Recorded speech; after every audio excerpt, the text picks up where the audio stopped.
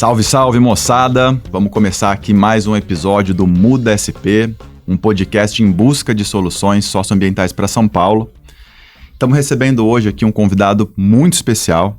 Quero agradecer aqui a presença do professor, escritor, filósofo, músico e pré-candidato a deputado federal pelo PSOL em São Paulo, Vladimir Safatli. Obrigado, Safatli, pela presença, de a gente poder bater um papo.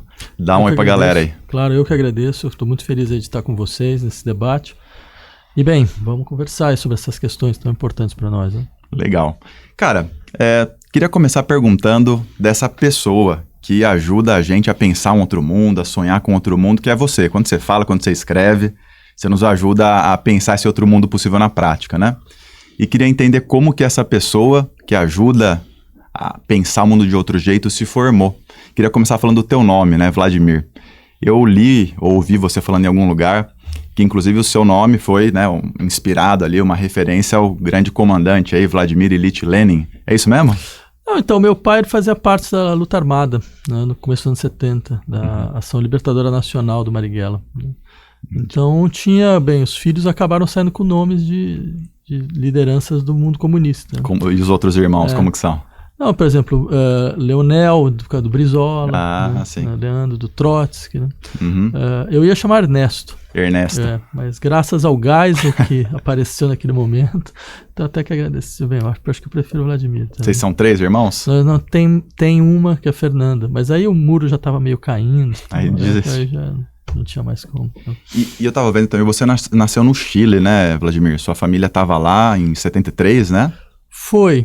Bem, com o fim da Ação Libertadora Nacional, né, meu pai foi preso à época e uma das condições de negociação é que ele saísse do país. Né? Uhum. E aí ele foi para o Chile, era 71, acho, foi o começo do governo Allende. Né? Tá. Uhum. Então toda aquela mobilização em torno da possibilidade de criar um socialismo efetivamente democrático, uma experiência completamente única na história, eu insistiria, porque não era nem um governo reformista e nem um governo revolucionário no sentido clássico do termo. Então eles foram para lá e a gente ficou até o golpe. 73, 2 anos depois. Exatamente. Tá. Mas seu pai e sua mãe são brasileiros? São brasileiros. Tá. Em 73. E aí quando você veio para o Brasil, você era bebê, né? Com pouquíssimo tempo, vocês foram para Brasília, é isso mesmo? Fomos pra Brasília. E ainda era ditadura, né? Ainda era ditadura. Era uma situação um pouco surreal, porque meu pai não podia trabalhar, porque a princípio ele não podia ter voltado. Né? Mas bem, as fronteiras, tudo era completamente diferente à época. Tá. Né? Mas é como que vocês se viraram? Você não deve ter memórias ali desse momento que você era muito jovem, né? Mas como que foi essa infância em Brasília durante a ditadura com pais militantes? Sim, de um lado para outro, correndo para fazer política. Ele foi uma das pessoas que fundou o PT naquela região, né? De Goiás, Distrito Federal. Né? Sua mãe também era militante? Não, minha mãe não. E aí quando veio 79, né? 79 eu lembro muito bem. Porque eu lembro quando vieram todos os exilados, né, todos os amigos exilados, a festa que foi, né, o reencontro com todo mundo. E aí voltou um pouco ao normal. A anistia, a coisa do Enfio, né, quando ele voltou para o Brasil. Não, isso eu lembro. Você tinha quantos anos? 5, 6 anos. Sim, e você tem memória desse momento? Sim. Seu pai... porque foi a primeira grande festa. Seu pai foi receber o pessoal no aeroporto lá. Fizemos festa em casa. Então. Tem umas imagens bonitas, acho que do Brizola voltando também, né? Eu lembro dessas imagens, com certeza. Inclusive, ele era uma figura, uma liderança não só muito expressiva, mas a gente não sabia muito o que ele ia fazer, se ele ia mesmo colocar em marcha a ideia do socialismo moreno. Sim. Quer dizer, então você cresceu ali, na sua infância foi em Brasília, né? Depois você foi para Goiânia, né? Onde seu pai, inclusive, trabalhou no governo do estado de Goiás, né? Exatamente. Foi secretário de planejamento lá, né? E tua infância toda, então, foi permeada pela política, pela militância. E 4 anos o mundo do agronegócio também, né? Como? Porque era Goiânia, né? Tá. Goiânia era o eixo. Mas era o começo da adolescência, então tinha toda uma cena também alternativa na cidade, muito simpática e tal. Então, que permitia a gente sobreviver em meio. Qual que é a última vez que você foi para Goiânia? 2 anos, 3 anos, 2, 3 anos. Você tem parente lá ainda? Acho que não ficou ninguém no final das contas, né? Não ficou ninguém, né? Mas a cidade, não, ela nem mudou, bem, não sei, faz tempo que eu não vou, mas dá para encontrar ainda mais ou menos as referências que eu tinha na época, né? E depois foi para São Paulo, né? Em 91, foi estudar, né? Inclusive, estava vendo que você fez 2 graduações simultaneamente, né? Foi estudar filosofia na USP e publicidade na SPM, certo? Eu escondi uma. Escondeu? Eu escondi, é verdade. Onde que você arrumou tempo? Porque era família de imigrante, então quando eu falei que ia fazer filosofia, todo mundo entrou em pânico, né? Todo mundo falou, não, pelo amor de Deus, a gente vai ter que pagar pra você o resto da vida. Então, você contava que fazia publicidade só. Aí eu inventei de fazer publicidade, né? Pra esconder, tanto que eu escondi. Durante 4 anos, ninguém sabia. Não, sério mesmo? É verdade. A não ser minha mãe, né? Porque eu tinha prometido que não ia prestar, né? Só que minha mãe conhece, ela conhece os filhos que tem, né? Então ela sabia não que dá pra esconder coisa de mãe. Então ela viu no jornal, né? Então eu lembro, quando eu passei, ela me deu um tapa. Caraca, mano. Eu devo ter sido a única pessoa que levou um tapa por ter entrado na USP. Mas nem seu pai, assim, curtiu a ideia? Não, ele foi saber no final, né? Porque seu pai era militante, ficaria orgulhoso de ter um filho filósofo, né? Mas tinha esse mesmo... Essa preocupação com... Lá do imigrante fala mais alto nessas horas, né? Sei, questão de ganhar grana e tal. Mas quando eu terminei, aí eu falei. Eu não estava terminando, fazia alguns meses e tal. E aí foi tudo tranquilo, porque já tinha feito, né? E aí você já engrenou o mestrado, né? Sim, aí foi direto. Que inclusive você fez com o Bento Prado Júnior na UFSCar, né? É isso mesmo? Então, eu fiz na USP com o Bento. Na USP com o Bento. O Bento, ele também pegava alunos da USP. Mas ele já era professor da UFSCar, Mas né? era professor da UFSCar. Então eu ia para o UFSCar toda semana. Pra ter aula sexta-feira, acho que é sexta-tarde, né? Eu ia e voltava toda semana. 90 e pouquinho, 95, 96, mais ou menos? Foi isso. Conheço muito bem essa autoestrada aí. Conta um pouco da tua relação com São Carlos, então. Você chegou a desenvolver ali um círculo de amizades. O que você acha de São Carlos? Eu achava uma cidade fantástica, muito simpática, gostava muito de ir, né? Para mim a cidade girava muito em torno do mundo universitário, né? Do ciclo universitário, da UFSCar, né? Das pessoas que estavam lá fazendo o mestrado também junto comigo, né? E depois disso eu ainda voltei várias vezes para fazer palestras, intervenções, contato com o departamento de filosofia de lá também, mas também outros departamentos na área de humanidades. Eu lembro que era mais ou menos nessa época, se eu não me engano, ela tinha uma prefeitura do PT. Foi em 2000. Um pouco depois, talvez. Que também era, que era alguém ligado à educação. Inclusive ex-reitor da UFSCar. Ex-reitor da UFSCar, exatamente. Eu lembro que entrou mesmo no primeiro programa do Lula em 2002, ele estava lá também discutindo educação. Então era uma cidade muito, muito interessante nesse momento. Né? Você sabe que São Carlos teve um momento muito bom de relação com as universidades, né? Com a UFSCar e com a USP, que foi justamente onde se integrou, né, a população, porque tem um bairrismo muito grande no interior, né? Eu estudei em Araraquara, na Unesp, e lá tem, né, a cidade universitária, o grupo dos universitários e os moradores, né, nativos ali. Em São Carlos tinha um pouco disso também, mas quando Newton Lima venceu as eleições de 2000, e foi de susto, cara, foram 128 votos de diferença, ninguém contava, foi uma surpresa mesmo, assim, foi uma coisa, aquele momento que o PT ganhou várias prefeituras ali no interior de São Paulo, o pessoal chamou de onda vermelha ali, né? E aí ele começou um processo de trazer a universidade para a gestão pública.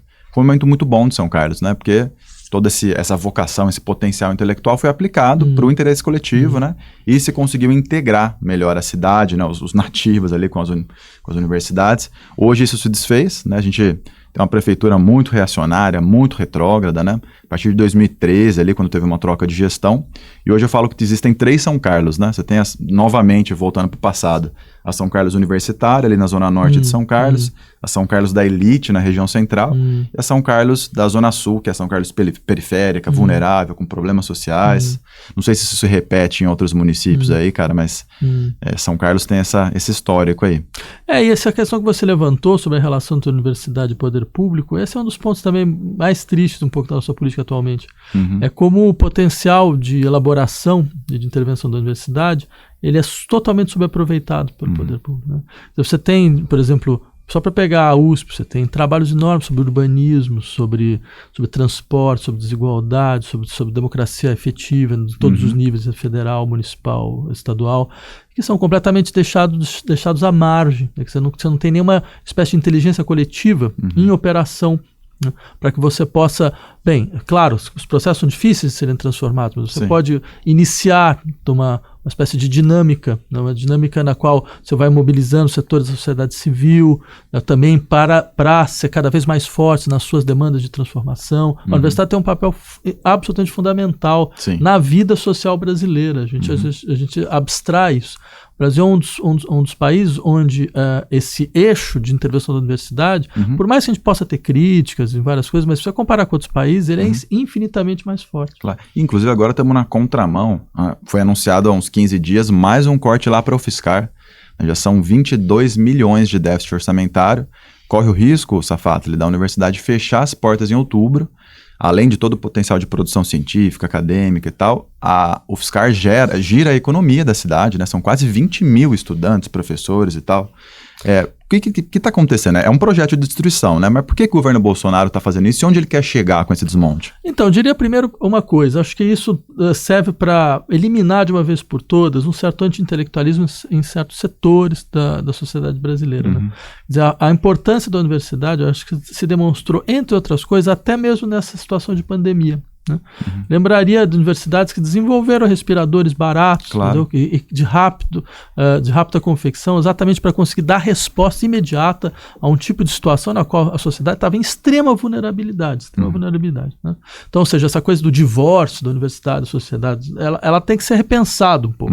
As coisas não são, tanto não há divórcio dessa natureza, que se houvesse divórcio, pode ter certeza que o governo não estaria lutando contra as universidades desde o primeiro dia que ele começou. Né? A primeira colocação do Bolsonaro quando ele foi eleito foi uma crítica às escolas e às universidades. Exatamente. Foi chamar os alunos para gravar professores que porventura estariam fazendo lá aliciamento ideológico, qualquer coisa parecida. Né? Então acho que isso mostra, entre outras coisas, que não é só um projeto de destruição. Quer dizer, eu diria que há todo um projeto de reconstituição cultural do Brasil, entre outras coisas. Né? Quer dizer, isso não é só um projeto de poder, isso é um projeto de sociedade. Né? Isso é um projeto de reforma social no sentido mais forte do termo, que passa por vários níveis. Passa, por exemplo, uma outra mobilização afetiva marcada pela indiferença, contra qualquer outra forma de sociedade, certo? Um outro tipo de relação à violência, ou seja, não é só uma violência que vai deixando de ser monopólio do Estado para ser um exercício natural da sociedade. Né? Daí a ideia de que o cidadão é aquele que pode sair armado. Né? Quer dizer, a cidadania se torna o exercício do meu direito de estar armado. Esse é um elemento fundamental. Então, dentro desse horizonte, eu diria que é claro que eles veem a universidade como um inimigo a ser abatido, porque a universidade ela traz uma outra visão de mundo. Ela tem a universidade brasileira, claro, você tem vários eixos, mas tem um eixo importante que conseguiu fortalecer sua hegemonia, que diz respeito à formação do pensamento crítico nacional. Né? Mas agora falando do aspecto econômico das universidades hoje, esse desmonte que a gente vive, né? Para além da coisa da subjetividade, de formar um projeto de antissociedade, a gente tem no Brasil um dos maiores grupos conglomerados da educação privada do mundo, né, que é o Croton Anhanguera. Nós tivemos, né, políticas públicas, inclusive dos governos petistas, com o ProUni, que injetou dinheiro público nas universidades privadas. E o mercado da educação vê um grande filão aqui, né? E recentemente se falou de uma PEC para cobrar mensalidade nas universidades. Você acha que passa por aí esse projeto também de vender o ensino superior para a sim, eu diria o seguinte, o Brasil ele é uma exceção no mundo em relação à questão da universidade pública. São pouquíssimos países que têm o que o Brasil conseguiu preservar, que é a universidade pública, de qualidade e absolutamente gratuita. Né? Você não paga anuidade, você não paga mensalidade, certo? Você, em muitas universidades, você ainda tem uma certa condição de fornecer uma bolsa para estudantes realmente em situação de extrema pobreza e carência. Então. Bem, é claro que existe todo esse discurso que a gente conhece, já ouviu milhões de vezes, que isso é um presente que o Estado dá às elites brasileiras. Isso é absolutamente falso, nenhum número bate nesse sentido. Só para você pegar um exemplo aqui em São Paulo, a Universidade de São Paulo, 60% dos nossos alunos vêm de famílias que ganham até 10 salários mínimos. Né? Uma família que ganha até 10 salários mínimos, ela não é elite sob nenhum aspecto. Você imagina o cara que a família toda ganha 10 salários mínimos, então tem 2 filhos, então vai ter que pagar a mensalidade de 2 filhos na universidade, ela vai ter que tirar um filho da universidade, como aconteceu em vários lugares, como aconteceu no Chile, por exemplo, que é um exemplo clássico nesse sentido. Né? Então, o que eles querem, na verdade, é outra coisa. Nas federais a estatística é ainda mais gritante, né? Porque 70% dos alunos de universidades federais a família recebe até um salário e meio. Olha mínimo. só, então, você está percebendo o que é verdadeiramente o nosso corpo discente? Né? E ainda mais num momento como agora, onde pela primeira vez na história brasileira, a maioria dos universitários são negros, né? 53%, uma coisa dessa natureza. Graças então, às políticas afirmativas que alguns combatem. Exatamente, que políticas de cota, que demonstraram sua eficácia. Isso. Né? Não só nesse sentido, inclusive a eficácia no caso de que a gente vê a qualidade dos alunos. São alunos que podem até sair numa situação menos favorecida, mas eles rapidamente, de uma maneira absolutamente impressionante, eles chegam no nível, e ultrapassam o nível, muitas vezes, do que é o nível médio da universidade. E você é testemunha ocular desse processo nos últimos 20 anos, que acompanhou a mudança do perfil do estudante universitário aqui no Brasil, né? Imagino que você viu isso mudar dentro da academia, né? Então, esse é um ponto que eu sempre insisto, quer dizer, a gente fala muito de educação e ninguém nunca ouve os professores. Eu acho uma coisa muito engraçada. É uma coisa de desqualificação da inteligência prática, que é absolutamente estarrecedor, né? Tanto que uma das coisas que eu tinha até insistido, a gente lançou um manifesto com várias propostas sobre o que significa, o que deveria ser discutido no Brasil hoje. Por exemplo, a gente tinha essa ideia de criar conselhos nacionais, tirar a decisão de política educacional da tecnocracia, claro. Né? Do sujeito que é do Ministério da Educação, que na verdade são pessoas que normalmente nunca passaram por uma sala de aula, nunca deram aula, não sabem como é que é digamos assim, o processo de produção, né? De saber, nesse sentido mais forte do termo. E criar conselhos nacionais de professores, onde os professores, as professoras, os profissionais de educação, eles decidem as políticas públicas. Né? Ninguém melhor, porque as pessoas sabem exatamente do que fazem. Eu diria, por exemplo, quem é professor sabe muito bem o que aconteceu nos últimos 20 anos. Você acha que as conferências nacionais de educação que aconteceram cumpriram um pouco esse papel? Não, porque elas eram totalmente consultivas. Elas não têm poder deliberativo e vinculante. Né? Então, eu acho que o que a gente precisa são de conselhos no sentido forte do termo. São conselhos deliberativos. A ideia é, você esvazia o poder da tecnocracia, né? E você joga o poder àqueles que têm inteligência prática dos processos. Então, por que não, por exemplo, pensar que as políticas de saúde não vão ser decididas pelo Ministério da Saúde, que está submetido a uma série de pressões, sabe, de lobbies daqui e dali, que são indicações políticas daqui e dali. Não, elas vão ser decididas por Conselho Nacional de Profissionais de Saúde. Todos os enfermeiros, as enfermeiras, as médicas e os médicos do sistema público, eles se reúnem e decidem o que vai ser a política. E falando em ser professor, é possível ser professor no Brasil hoje? Como que você... E aí tem uma discrepância muito grande também do ponto de vista do ensino superior, né, e da rede pública estadual, municipal. Como que você vê esse abismo, né, e a dificuldade de ser professor hoje no Brasil? Então, eu escrevi um artigo, quando eu escrevia na Folha semanalmente, eu escrevi um artigo dentro de uma situação de greve de professores, dizendo assim, não seja professor. Né? Porque era muito irritante esse tipo de discurso. Não, professor é uma vocação, tem que sabe, ser uma por coisa amor. Grandiosa, tem que ser por amor. Que no fundo o que ele queria dizer era o seguinte, olha, não peça dinheiro, não peça nada, não peça nenhuma condição de você, de reconhecimento social no sentido de que você tem uma vida mais ou menos tranquila, que você pode fazer o que você está disposto a fazer. Sim. Então, se você tem uma situação completamente degradada do ponto de vista profissional, a ponto de, por exemplo, a gente tem déficits enormes de professores de ciências, porque as pessoas que vão fazer física não vão virar professor mais. Né? É a última escolha que eles vão fazer, porque só se eles forem suicidas, só se eles forem loucos para fazer uma coisa dessa. Certo? Então, eu insistiria. Eu achava que era importante botar esse discurso exatamente para dizer, não, olha, parem de utilizar isso como um subterfúgio para degradar a profissão, para precarizar a profissão cada vez mais. E comece a respeitar a profissão, certo? E aí, respeitando a profissão, a gente pode, de fato, começar a falar sobre a vocação de ser professor e coisa. E sabe que eu sou professor da Rede Pública Estadual de Ensino desde 2012, né? E nesses 10 anos eu vi bastante coisa mudar, inclusive no perfil, na relação com os estudantes e tal. E eu lembro que nos primeiros anos, quando você pergunta para a moçada, o que vocês querem ser e tal, muita gente respondia que queria ser professor e tal. E esse perfil, né, das expectativas de futuro foi mudando a ponto de que hoje nenhum aluno, na sala diz que quer ser professor, né? A maioria quer ser hoje influencer. A que se atribui um fenômeno como esse, Safatli? Qual? Dos influencers? E dos jovens quererem ser influencers. Não, olha, tem duas coisas, acho, muito, muito significativas aí. O primeiro é que você tem uma degradação do mundo do trabalho. Essa degradação do mundo do trabalho faz com que você procure todos esses tipos de atividades que, no fundo, são intermitentes e são desesperadoras, de uma certa maneira. Você entende o que é a vida de um influencer? A qualquer momento você pode desaparecer. Você pode deixar de ser interessante. Sabe? Você vai ter que, de uma certa forma, estar submetido a um princípio de adequação ao que seria a demanda de mercado contínua. É o sonho do neoliberalismo. É fazer todo mundo começar a trabalhar dessa forma. Ou seja, precário, sem nenhum tipo de garantia, sem nenhum tipo de direito, sem nada, certo? Claro. E dependendo completamente dessa instituição, digamos assim, mais ou menos fluida, de que os interesses do mercado. Então, isso por um lado. Por outro, isso para mim é uma expressão muito clara de como o processo de valorização do capital conseguiu transformar até a intimidade das pessoas, né, em mercadoria. Algo nunca pensado. Meu café da manhã, que eu passei com o cachorro. O que você pode imaginar o impacto disso do processo de formação da subjetividade? Ou seja, todos os elementos mais recônditos da sua subjetividade vão sendo organizados como um grande espetáculo. Você acha que o Debord imaginava algo parecido com isso quando ele pensava nessa sociedade de espetáculo? Ele imaginava o mundo do Instagram?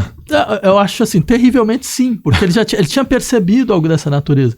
Que um dos elementos fundamentais era a quebra da distinção entre vida pública e vida privada. Aí a gente achava que isso, na verdade, é a expressão de uma outra forma, digamos, de reconhecimento do que é da intimidade das pessoas. Bem, tem um outro lado também, que é a mercantilização da intimidade, que é a transformação da intimidade na mercadoria mais valiosa possível. E com todo tipo de disciplina que isso impõe. Quer dizer, como eu estava vendo, minha filha às vezes mostra, né? Agora são esses influencers que mostram como você deve tirar fotos, né? Então, quais são as poses que você tem que fazer, né? Ou seja, um tipo de disciplina corporal fantástica, você percebe? Quer dizer, até esse momento mais espontâneo seu, que vou tirar uma foto de algumas situações, ela vai sendo montada como se você estivesse, de fato, num grande filme. Não, é uma loucura. E é engraçado que a busca da autenticidade nas redes sociais é o que mais mobiliza, né? As redes todas. E aí você artificializa aquilo que é o objeto de desejo das pessoas, que é a autenticidade, né? É muito interessante. Você tem uma disciplina para a constituição da autenticidade. É uma loucura. E só para falar aqui dessa tua vida acadêmica, depois você fez doutorado na USP, né? Não, depois eu fiz doutorado foi na França, Paris, né? Paris 8, é verdade, foi em Paris. Aí você voltou para dar aula na USP. Aí eu voltei para dar aula na USP. E você gosta de ser professor? Sim. Você tem vocação para ser professor? Mesmo eu tenho escrito esse texto, pode parecer mas bem, eu escrevi exatamente por raiva, né? Falar, não tem mais condição as pessoas ficarem, digamos assim, ironizando a gente dessa forma. Eu achava que era uma ironia vinda do poder, né? Mas não saberia nem o que fazer de outra, nem o que fazer se eu não estivesse fazendo isso. Né?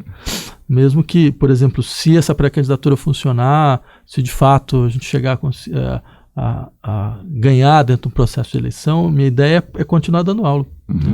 Eu vou dar um jeito de fazer isso. Não hipótese alguma eu quero ficar longe da universidade, da sala de aula. Então eu queria fazer mais uma pergunta do âmbito acadêmico. Em 2020 você publicou um livro que é o Maneiras de Transformar o Mundo, que fala um pouco de psicanálise, que é uma área que você estuda, publica, né, debate há bastante tempo. Você acha que a psicanálise pode salvar o Brasil? Olha, não, a única coisa que pode salvar o Brasil é o Brasil mesmo. Né? Isso aí. Mas eu acho que a psicanálise tem uma função importante dentro do processo de formação do pensamento crítico. Né? E uma formação que não é só vinculada ao mundo universitário. O lugar que a psicanálise ocupa no Brasil é um lugar bastante interessante. Né? A psicanálise é quase... É algo muito, muito natural numa certa classe média brasileira e agora, nesse momento, ela está se ampliando. Talvez esse seja o momento mais interessante, né? Quando ela deixa de ser simplesmente uma prática clínica vinculada a setores da classe média e das classes mais abastadas e se torna, de fato, algo que quer ser uma prática clínica de massa. Né? Massa no sentido de ir para as periferias, né? de entender que durante muito tempo ela foi muito inábil na capacidade de escutar o sofrimento social vindo por exemplo, de coisas como racismo, né? Que é um elemento constitutivo da sociedade brasileira. Né? Então, o que exige uma outra forma de escuta, né? Muito mais elaborada nesse sentido, capaz de articular melhor esse sofrimento social às dimensões do sofrimento psíquico. Né?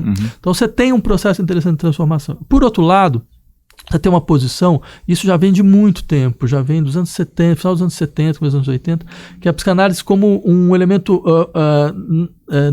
presente dentro do debate da cultura no Brasil. Né? O debate da cultura e o debate social. Né? Desde dos programas de sexologia, né? No final dos anos 70, começo dos anos 80, que tiveram importância, né? Porque discutiam de maneira muito mais aberta questões vinculadas à sexualidade, né? Até a maneira com que todas essas tópicas elas foram importantes na consolidação de certas lutas sociais, né? Ligados a movimentos que são movimentos que insistem nos processos de discriminação de orientação sexual, certo? Até o fato de que, bem, o Brasil é um país onde, por exemplo, você tinha psicanalista trabalhando com MST. É uma coisa...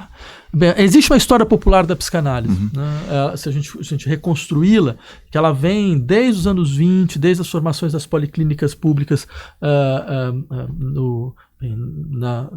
na Europa, nos anos 20, a maneira com que a psicanálise, psicanalistas participaram do processo da Revolução Soviética, as leituras contra o fascismo, todo esse tipo de coisa. Então isso chega no Brasil também. Então, e chega de forma institucional em alguma experiência, em algum momento que acessibiliza não só o debate, mas a prática para a população brasileira, que democratiza a questão da psicanálise como política de Estado? Então, o que aconteceu foi mais ou menos o seguinte: a partir do final dos anos 60, você tem dois elementos. Você tem uma psicanálise que ela se associa, inclusive, à ditadura militar, que não tem problema essa associação à ditadura militar, isso é um fato, mas você tem aqueles também que vão se colocando cada vez mais contrário ao processo. É possível uma associação da psicanálise? Sim, é possível. Tudo é possível. Ou é anti-psicanálise isso? Não, é claro que você distorce profundamente o que significa, entre outras coisas, a possibilidade mesmo de expressão de uma vida singular. Não é impossível isso numa sociedade autoritária. Né? Inclusive é a antítese, né? Mas, por exemplo, você tem, inclusive, psicanalistas que participaram do processo de tortura. Né? Você tem o caso Amilcar Lobo, é um caso clássico, né? Que inclusive a Sociedade de Psicanálise do Rio de Janeiro na época tratou muito mal, né? Porque quem denunciou foi uma outra psicanalista, Nina Besser-Viana, né, que ela foi expulsa. Quer dizer, você teve todo um processo bastante traumático. Entendeu? Mas simplesmente para dizer, eu diria que a psicanálise tem uma cabeça de Janus, entendeu? Ela olha para dois lados. Você tem uma psicanálise conservadora, isso sempre existiu. Por exemplo, quando ela vai se transformar em um elemento hegemônico nos Estados Unidos dos anos 40, é assim, né? É a psicanálise que vai defender o American Way of Life. Então. E você tem uma outra que é uma psicanálise de combate. Tá. E ela tem uma presença no Brasil. Por exemplo, no momento em que as políticas antimanicomiais foram estabelecidas suas grandes diretrizes, a luta antimanicomial foi organizada. Os psicanalistas tiveram uma posição muito importante dentro desse processo. Agora que você tem uma espécie de retorno, né, dessas lutas, porque você tem todo o governo que tenta fazer a roda voltar 40 anos atrás, né? Então, mais uma vez, a gente percebe como os setores importantes da psicanálise sabem como se posicionar a esse respeito. Deixa eu pegar esse gancho. Você acha que esse movimento de voltar, né, para uma ressignificação do que foi a ditadura militar no Brasil tem a ver com o fato do Brasil não ter acertado contas com a história, né? E como que a gente faz hoje, né, 40, 50 anos depois? É possível ainda acertar contas com o passado ou é impossível ajustar isso, né, recuperar isso e... Não diria que não só é possível, mas é a única coisa necessária a fazer agora. Quem controla o passado controla o futuro. Né? E por que a Comissão da Verdade fracassou nos governos Lula e Dilma? Várias razões, né? Várias razões. Eu diria, a primeira delas é que, o que a Comissão da Verdade, independente do trabalho heróico de vários, né? O que ela fez foi um relatório, né? Um relatório com medidas, com propostas do que deveriam ser feito. Não foi um relatório vinculante. Relatório. Então a partir de agora todos os monumentos vinculados a pessoas da ditadura militar vão ser anulados, né? A partir de agora a gente vai exigir o meia-culpa das Forças Armadas a respeito da sua participação na ditadura militar. Bem, nós vamos então procurar todos aqueles que de uma certa maneira, nós vamos exigir a suspensão da lei de anistia, né? Então não teve nada nesse sentido. Você sabe que lá em São Carlos tinha uma rua chamada Paranhos Fleury. Eu lembro dessa história. E virou Dom Evaristo Arnes. Eu lembro. Isso só mostra como é que você pode chegar nesse nível, um acelerado. O Costa e Silva aqui em São Paulo, o Linhocão, Costa né? Silva, exatamente. Que virou João Goulart. Isso. Essa disputa simbólica pela memória, pela história, né, tem a ver com a construção desse outro futuro possível, né? Ela está longe de ser um elemento menor, eu diria. Está longe de ser um elemento menor. A maneira com que uma sociedade ela manifesta a sua e decreta, de certa maneira, a sua memória, porque todos esses elementos, esses monumentos são monumentos de memória, a maneira com que ela constitui sua memória, a maneira como ela organiza as condições de possibilidade do presente. Né? A memória ela serve, de uma certa forma, a definir, afinal de contas, o que se pode ser feito no presente. Não é só uma questão de como eu arquivo o passado, mas como eu elaboro o passado. E elaborar significa, entre outras coisas, como o passado continua ressoando no presente. Mas grande parte desses que deram causa a essa aberração aí que foi a ditadura militar já não estão mais aqui entre nós, né? Como responsabilizar a gente que não tem como ser responsabilizada mais? Veja, eu diria duas coisas. A primeira delas é, você pode criar instrumentos de memória social. Não há, por exemplo, um Museu da Memória no Brasil. Você tem algumas atividades, você tem algumas ações, por exemplo, aquele que foi feito lá o museu que foi feito onde funcionava do ICOD, certo? Mas você não tem uma política clara em toda a grande capital. Você tem um Museu da Memória onde as experiências da ditadura naquele lugar elas vão ser expressas. Você leva as crianças das escolas para lá, que elas saibam, que elas entendam, que elas compreendam, afinal de contas, que a sociedade rejeita brutalmente aquele momento, né? Eu diria, porque o Brasil tem um pouco essa característica, certo? Até os liberais do Brasil são capazes de contemporizar, porque isso é uma coisa clássica do liberal latino-americano. Se o liberal latino-americano tiver que se associar a um fascista, ele se associa a um fascista. Se ele tiver que se associar a uma ditadura, ele se associa a uma ditadura, não tem o menor problema. Eu diria, isso chama um pouco o complexo Vargas Llosa, entendeu? Vargas Llosa, ou seja, aquele sujeito que, tudo bem, ele é um liberal, que sabe escrever, ele ganhou um prêmio Nobel, mas se tiver que apoiar a filha do ditador, ele não tem o menor problema em apoiar. Se tiver que falar que o Bolsonaro é o menor dos males, ele vai fazer, entendeu? Então, eu diria, numa sociedade como essa, é mais do que necessário, é urgente que você crie, de fato, uma política efetiva de memória. E pensando como legislador, é possível ou é utópico pensar numa lei que criminalize a falsificação histórica, por exemplo, e que faça as pessoas que hoje estão propagando uma versão, né, totalmente distorcida da história, sejam de alguma forma, né, levadas a não... Então, eu tentaria por outro lado, né, porque fazer uma lei contra a falsificação histórica, eu acho que o Estado entra numa dimensão que não lhe é própria. Né, essa dimensão de discussão de historiadores, é uma discussão que a sociedade tem que fazer. Mas historiadores não podem fazer políticas públicas também? Sim, eles podem fazer políticas públicas, mas não me parece que no sentido digamos assim, de estabelecer esta história oficial e nós vamos defendê-la com o que custar, criminalizando quem fala o contrário, eu temo que o resultado será exatamente o inverso. Tiro sai pela culatra. Mas eu acho que a gente pode fazer outras coisas, que é digamos, criar os espaços para que essa história que a sociedade entende como uma história que ela precisa ser conhecida, ela seja conhecida. Mas é fato, no Uruguai, há poucos anos atrás, quando o general foi lá trazer a memória da ditadura, ele saiu preso do plenário lá da... Acho que foi por outra razão, não foi por falsificação histórica, foi você fazer apologia de tortura, você não reconhecer fatos como esse. Quando um cara sai hoje com uma camiseta ultra viva, esse cara tá pronto para viver em sociedade? Esse cara não tem que ser, de alguma forma, responsabilizado? Isso é um crime. Na minha opinião, deveria ser um crime. Sim, essa apologia do terrorismo. Isso sim é terrorismo. E a ditadura é terrorismo do Estado. Exatamente. Pois é, então, é por aí. Mas você percebe, aí eu diria, isso não é uma questão de falsificação histórica. Aí você tem uma lei clara, você tipifica crime e apologia ao terrorismo. Né? Você tiver crime, o sujeito que chega e fala, não, mas eu gostaria, de verdade, de eliminar todos os meus opositores. Ou você transforma aquele que tinha essa ideia, que efetivamente fez. Sabe o que foi? Quem é Ustra? Ustra é um sujeito que, por exemplo, eu organizei um livro que é essa ditadura com um grande amigo, Edson Teles, que ele foi preso pelo Ustra. Só que, detalhe, ele foi preso pelo Ustra com 4, 5 anos de idade. Né? Porque os seus pais, eles faziam parte da luta armada, eles foram torturados, os filhos foram presos. Enquanto a mãe era torturada, o Ustra, pessoalmente, levava os filhos e mostrava os filhos, assim, para a mãe, dizendo, olha só, a gente está com eles, entendeu? O pior torturismo psicológico que eu posso imaginar. Esse é o sujeito, certo, que aparece nas camisetas dessas pessoas. Mas é claro que alguém que faz uma coisa dessa está naturalizando uma das maiores barbáries, que significa você usa o poder do Estado para uma eliminação absoluta, não só física, como psicológica e simbólica das pessoas. Bem, é óbvio que você tem aí um crime... Bem, quando o Bolsonaro começava a falar as barbaridades que ele falava no Congresso Nacional há 10 anos atrás, 10 anos antes desse louco ser presidente da República, e quando eu lembro, eu participava, por exemplo, do Jornal da Cultura, e eu falava, não, esse sujeito tem que ir para cadeia. Sim. Ele está cometendo um crime. Claro. Né? Apologia à tortura, não reconhecer... Isso é um crime. Isso é um crime, pela questão da violência. Mas o judiciário está omisso, o Ministério Público está omisso. Por que você não consegue tipificar de alguma forma, sendo que está tão escancarada, né, essa Porque apologia? a ditadura brasileira nunca passou. Porque ela nunca passou de verdade. Ela permaneceu de uma certa forma. Entendeu? Por exemplo, nunca as Forças Armadas foram obrigadas a fazer uma meia-culpa diante da sociedade brasileira a respeito daquilo que, de fato, elas produziram no Brasil. O resultado é que elas se preservaram enquanto isso. E hoje elas estão aí, porque esse governo não é um governo da ditadura militar, certo? Porque desculpa, um governo das Forças Armadas. É um governo, eu ainda diria mais, é um governo do que era o porão, como dizia o Paulo Arantes, é o porão da ditadura militar.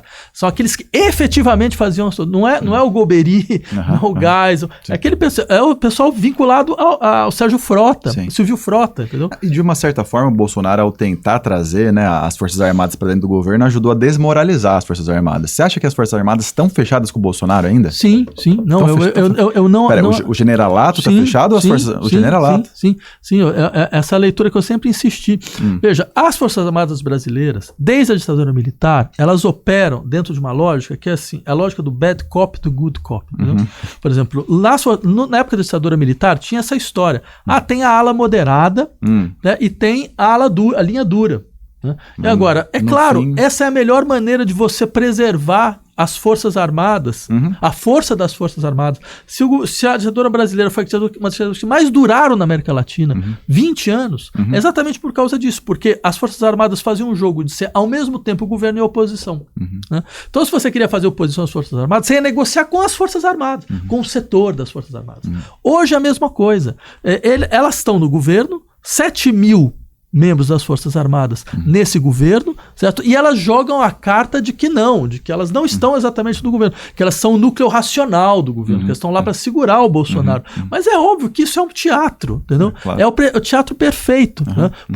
Porque fica aquela coisa, as Forças Armadas elas estão ocupando o poder e elas não têm digamos assim, elas não são responsabilizadas pelo poder. Não só, exatamente. Só agora, o que eu diria, sendo assim, é que tudo aquilo que o Bolsonaro fala tem aval das Forças Armadas. Quer dizer que para eles interessa continuar embarcado nessa loucura. Sim.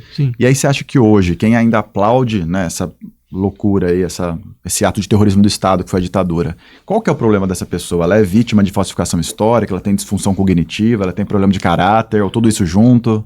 Não, tem um interesse claro de classe. A ditadura militar, ela defendeu certos setores da sociedade brasileira. Defendeu os setores, porque ela não foi uma ditadura militar, foi uma ditadura civil-militar. Ela defendeu os setores empresariais nacionais, que ganharam muito dentro desse processo, certo? Ela lutou por uma despolitização da vida social, o que significa, entre outras coisas, colocar à margem todos aqueles setores que colocam em questão uma certa ideia, certo? O que significa o desenvolvimento social brasileiro. Certo? Ela preserva os núcleos que são beneficiários desse sistema, certo? Ao mesmo tempo que ela criminaliza os demais. Teve gente que ganhou com o ditadura militar. Mas a molecada de 20 anos que aplaude a ditadura, esses aí são vítimas da máquina de desinformação, é isso? Não, eles são simplesmente a expressão das classes das quais eles participam. É a subjetividade que formou eles. Sim, exato. De onde vem? Normalmente eles ouviram isso dos pais, eles ouviram isso da família, certo? Então, ou seja, esses processos são organicamente constituídos. É claro que você tem esses elementos daqueles que vão procurar, de uma maneira ou de outra, colocar em questão o que seria uma certa opinião pública e tal. Mas eu acho que esse é o elemento residual. O mais importante é outra. Essas classes, elas sabem se preservar. E se elas sabem se preservar, entre outras coisas, preservando, certo, os núcleos de violência e os núcleos de poder que defendem seus interesses quando esses interesses estão ameaçados. E esse núcleo, um elemento fundamental desse núcleo são as Forças Armadas. Então, elas organicamente veem as Forças Armadas como seus defensores, porque de fato elas são. Sim. Mas essa formação de subjetividade é relativamente recente, né? Porque há 10 anos atrás, mais ou menos, você não tinha uma militância de direita organizada, radicalizada, né? Como que foi o processo que se deu para a gente construir um contingente grande de pessoas, inclusive jovens, que estão aí defendendo as coisas mais esdrúxulas possíveis? Como que essa subjetividade tem se formado? Olha, eu diria o seguinte, a Nova República foi o maior momento de covardia institucional do Brasil. Né? Porque ela vendeu essa ideia de que para governar é necessário um grande pacto nacional, pacto conciliatório, um pacto conciliatório onde uma das questões era não tratar do passado. Não falar sobre o passado. Então, o máximo que se fez na Nova República é compensação financeira, né, para certos setores que foram prejudicados pela ditadura militar, certo? A Comissão Nacional de Verdade foi no final da Nova República, do governo Dilma, no apagar das luzes do governo Dilma, e nessas situações absolutamente fragilizadas, tudo. Então, ou seja, esse era um elemento fundamental da Nova República, porque, afinal de contas, a Nova República foi construída integrando setores da ditadura militar dentro dos grandes pactos. O José Sarney é um exemplo mais clássico, Antônio Carlos Magalhães é um outro exemplo, o José Sarney foi o grande negociador, inclusive do governo Lula. E o slogan "O Brasil de Todos" é bem simbólico nesse sentido, né? De todos, né? Todos incluindo esses, né? Exatamente. Então, o que acontece? Eu diria, dentro desse horizonte, primeiro você preserva a possibilidade porque você não tem nenhum torturador na cadeia, a lei de anistia, que é uma falsidade, porque a lei de anistia ela não serviu, por exemplo, para aqueles que fizeram crimes conexos, né, que estavam presos, né, que pareciam parte da luta armada, tanto que eles não saem em 79, eles saem em 81 por uma comutação de pena, né? Então, ou seja, tudo isso foi preservado. Exatamente pelo fato de você ser preservado, você dá à sociedade, certo, a autorização para que você tenha uma certa leitura da ditadura militar. E quando a Nova República entra em colapso, a partir de 2013, ela vai paulatinamente entrando em colapso, certo? E ela entra em colapso porque ela não consegue realizar aquilo que ela havia prometido através dos seus pactos. Então você faz com que setores da sociedade falam, bem, se o pacto não funciona, então eu vou para os extremos. E aí, nesse momento, quem era o extremo organizado era a direita, a extrema-direita. E ela puxa todo mundo. Ô Safatli, e você é músico também, né? Inclusive eu tô sabendo que tem um livro para sair nos próximos tempos sobre isso, confere? Sim, se der tudo certo, mês que vem ou setembro ele sai. Dá para dar uma palhinha aí ou quer segurar um pouco a informação? Não, na verdade, eu sempre quis fazer essa coisa de você fazer 3 livros que vêm numa caixa, você já viu isso? Né? Aqueles box, né? Exatamente, então esse é o primeiro, né, que chama Em Um com Impulso. Que o tema é experiência estética como modelo de emancipação social. Né? Eu queria fazer um pouco exatamente essa discussão, como a experiência estética ela constitui nossas ideias, que depois não vão ser só ideias estéticas, nossas ideias de liberdade, nossa ideia de emancipação, como ela modifica radicalmente a nossa ideia de autonomia, né? E como, de uma certa maneira, ela fornece um outro modelo para se pensar esses processos. Só que esse modelo ele fica preso às obras ainda. Então, acho que eu queria um pouco discutir isso. Tá. Você estava me contando que um período da sua vida você, inclusive, pensou em enveredar pela música. Quando eu estava na faculdade em Araraquara, durante 2006, 2007, 2008, também comecei a estudar música. Tinha uma banda e achei que também seria músico, inclusive. Você hoje ainda pensa assim, em fazer uma guinada e se dedicar à música efetivamente? Ou como que você encara essa relação com a música hoje? Então, eu lancei 2 CDs, então no Spotify, então nessas plataformas, quem quiser ver tá lá. Como né? chamam? Um chama Música de Superfície, que eram músicas para piano e voz, que eu tinha gravado há uns 20 anos atrás, mas a minha incompetência atroz me fez botar na gaveta. Aí depois a gente acabou lançando. Né, regravou ou você não pegou mesmo gravação antiga mesmo? Não, foi incompetência absoluta, assim, não entendeu? É vergonha de comentar. Mas eu fiz com uma cantora, com a soprano Fabiana Lian, né? E o outro que saiu ano passado, chama Tempo Tátil, que são peças, toda uma reflexão sobre a ideia de temporalidade musical, a ideia era um pouco essa. Mas do ponto de vista formal, você tem peças para pequenas formações, né?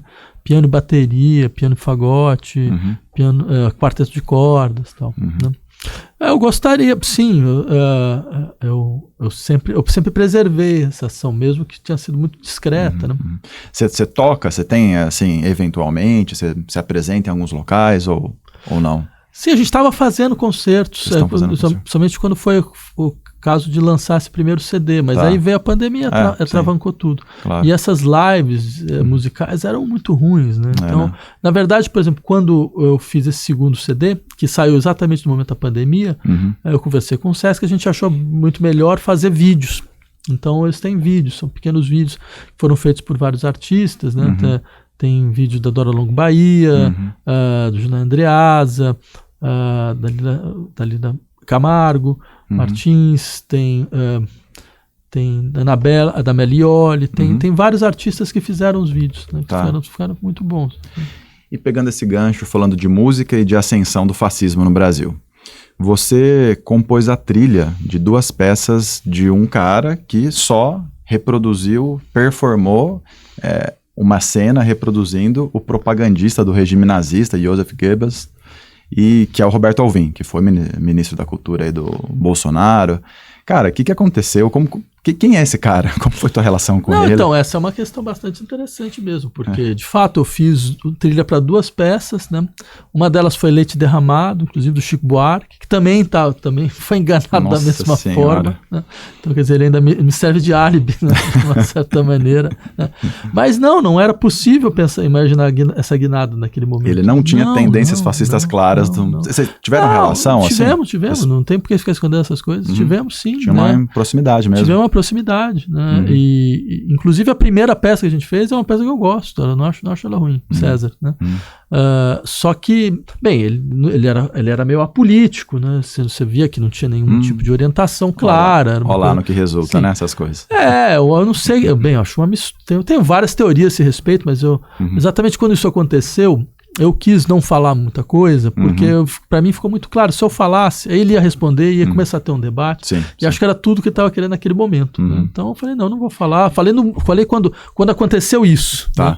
Aí eu escrevi um artigo na Folha, dizendo, falando, bem, a peça de César tinha uma coisa interessante, que era como o processo histórico ele age a despeito das pessoas. Você não está entendendo o que está acontecendo e você está fazendo o que você não acha que está fazendo. Não, aí, que é um pouco essa leitura, quer dizer, o Brutus vai matar o César, imaginando que ele vai instaurar a República, ele na verdade está trabalhando para a consolidação do Império, sem saber. Né? Então eu diria, bem, pois ele fez mais ou menos a mesma coisa. Ele acha que você pode teatralizar a história do fascismo brasileiro, o fascismo brasileiro age em você, né? Ou seja, ele vai reencarnando, né? Porque afinal de contas essa é uma tendência constituinte da história brasileira. Né? Isso não é apologia a terrorismo de Estado? Sim. Esse cara não tinha que ser preso? Eu acho que o que ele fez foi talvez até diferente disso, foi uma espécie de apologia ao nazismo, ao fascismo. Isso assim, mundialmente, isso é algo que claramente dá processo. Né? Então, e no caso dele não resultou em nada? Ele foi afastado, depois ele foi embora, ele saiu, uma coisa assim. Né? E teve algum ponto de inflexão na relação de vocês? Vocês romperam em algum momento? A gente simplesmente pararam de falar. Depois da segunda peça, né? Nos falaram mais. A gente foi nos falando mais. Aí acho que ele começou a fazer alguma coisa sobre a Revolução Soviética, que eu achei meio estranho, então eu fiquei meio para lá. Aí quando eu abro o jornal num dia, ele se declara apoiador do Bolsonaro. Ele diz que ele teve uma visão divina, né? E eu acho Deus tem um timing muito interessante, eu acho, né? Porque Deus ele acerta exatamente o momento em que o Bolsonaro sobe, né? E ele está quase ganhando, né? Mas bem, isso só os privilegiados. Os privilégios exatamente do contato com o divino, deve ser, né? Mas para além disso, acho que tem 2 questões interessantes aí. Quer dizer, primeiro, de fato, essa função, digamos, de certos artistas dentro desse processo de legitimação de um governo como o Bolsonaro. Eu diria assim, porque há um embate que é estético no governo Bolsonaro. Claro. Né? O governo Bolsonaro não quer só destruir as artes. Eu diria mais do que isso. Ele quer recolocar uma outra hegemonia no campo artístico. Claro. Que tem a ver com a história do Brasil. Isso eu acho importante lembrar. O Brasil conheceu 3 modernismos. Né? E esses 3 modernismos, eles tinham no seu bojo a ideia da construção estética do povo. Por exemplo, o Brasil é um país onde, por exemplo, o modernismo virou projeto de Estado. Né? A modernização brasileira é também uma modernização estética. Né? Que começa com o Palácio de Capanema, vinculado à arquitetura nacional, começa com a criação do Palácio de Capanema em 43, vai até Brasília, que o Mauro Pedrosa descreveu a Brasília como uma obra de arte, não uma cidade. Né? É muito interessante esses textos. Você tem um outro modernismo que vai tentar construir o Brasil de outra forma, que é esse vinculado à antropofagia, certo? Que vai ter na música popular, no Tropicália, um elemento importante. Então, só que você tem um terceiro, e a gente esquece disso. é um modernismo sombrio, é um modernismo fascista, é um modernismo do Plínio Salgado, é um modernismo do movimento verde amarelo, é um modernismo que vai dar no integralismo, exatamente, que era um embate estético, que começa como um embate estético. O Plínio Salgado era o escritor vanguardista, claro. Que depois vai se transformar, líder fascista, que, diga-se de passagem, é um eixo do modernismo mundial mesmo. Você tem um flerte com o fascismo na Itália, né? Então eu diria, este elemento ele volta agora, ele volta com o colapso do processo de construção nacional nessas outras duas figuras, esse terceiro volta prometendo uma outra construção nacional, certo? Com uma outra massa de espoliados, com outra massa de pessoas que foram esquecidas dentro desse processo, e agora também vinculado a um certo setor da indústria cultural. Claro. Eu estava vendo, estarrecedor, é inacreditável, né? Essa corrente da música sertaneja, que é o agronejo. Então, eu queria falar sobre isso. Né? Porque se a gente seguir o dinheiro, não é só que tem um subfinanciamento crônico para a cultura no Brasil, tem um financiamento objetivo para algum setor que está atrelado, no caso do Brasil, aqui ao agronegócio e tal. É um projeto de reconstrução da subjetividade. Reconstrução não, né? De aprofundamento de uma subjetividade. Sim. Né? Não, e é um dado muito interessante, é um projeto cultural. Eu tava vendo essas músicas, tem gente que tem 64 milhões de visualizações.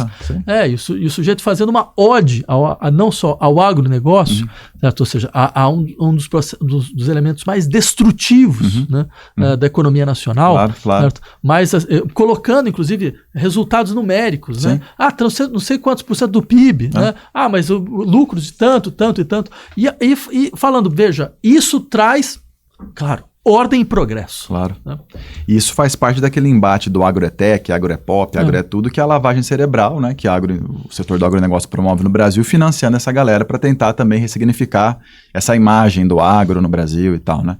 E aí, nesse contexto, Vladimir, qual você acha que é a importância do engajamento de uma figura pública, cultural, como a Anitta, né, numa campanha, né, declarando o voto ao Lula e se aproximando da esquerda? Como que você enxerga essa aproximação?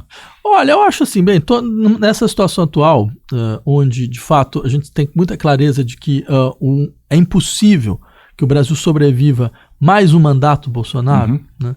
Então, quer dizer, as alianças elas se ampliam, quer dizer, quem quiser vir, ótimo, quem quiser fazer, digamos, articulações nesse sentido, bom. Mas é especialmente estratégico esse apoio? Não, agora eu acho que tem também uma coisa muito surreal de um certo setor da esquerda brasileira, certo? Que consiste em fazer uma apologia, né, da indústria cultural como se fosse a grande salvação do fato da esquerda estar perdendo uma certa adesão popular. Sabe, como se fosse uma questão de a gente não sabe como se comunicar, a gente precisa de saber como se comunicar, e como se comunicar é sempre você integrando de maneira cada vez mais brutal todos os setores do processo mais pasteurizado da indústria cultural. Eu diria, a esquerda brasileira ela foi capaz de ter adesão popular fazendo crítica cultural nos anos 60 sem o menor problema. Não é essa a questão, eu diria. A questão não é que a esquerda não sabe como se comunicar. Ela não tem o que dizer, é outra coisa. É muito pior. Entendeu? Assim, ela não tem um projeto alternativo para fornecer à sociedade. Veja o que está acontecendo com a nossa campanha atualmente. Desculpa, mas assim, olha, eu voto Lula no primeiro turno, não tem essa questão. A gente tem, mas veja, o sujeito vai lá na Times, a Times pergunta para ele, qual é o seu programa econômico? Ele diz, eu vou ver isso depois da eleição. Ou seja, isso significa o quê? Você joga em cima da recusa ao Bolsonaro. Ela é forte, tudo bem. Mas você não tem ideia nenhuma do que vai ser o governo daqui para frente. E como vai ser esse governo, o que é possível fazer. Porque o sistema de expectativas foi rebaixado de uma forma tão violenta, mas tão violenta por causa dessa coisa. Não, mas o importante é derrubar o Bolsonaro, certo? Que você não fornece à sociedade aquilo que é o elemento fundamental dentro de uma luta contra o fascismo. A luta contra o fascismo, ela consegue ter força quando você fornece as figuras de uma outra sociedade. E a negação por si só não é um projeto. A negação por si só não é um projeto. Então, eu acho assim, essa retração da imaginação política que está acontecendo agora, ela pode nos ser bastante cara e mesmo mortal à frente, certo? Porque acho que nesse momento não se trata de você retrair, trata-se ao contrário, de você falar, não, mas nós somos capazes de pensar uma outra sociedade e de lutar por ela e de procurar, eu diria, o mundo inteiro você está discutindo uma série de elementos de transformação transformação global, né? Por exemplo, no Chile você discute a ideia do Estado paritário. Estado paritário significa o quê? Significa que você tem todas as instâncias do poder, elas são organizadas de forma paritária. Então, tribunais federais, assembleias legislativas, Congresso Nacional, boards de empresas, conselhos de empresas, todos eles são de empresas públicas, todos eles são organizados de forma paritária. Né?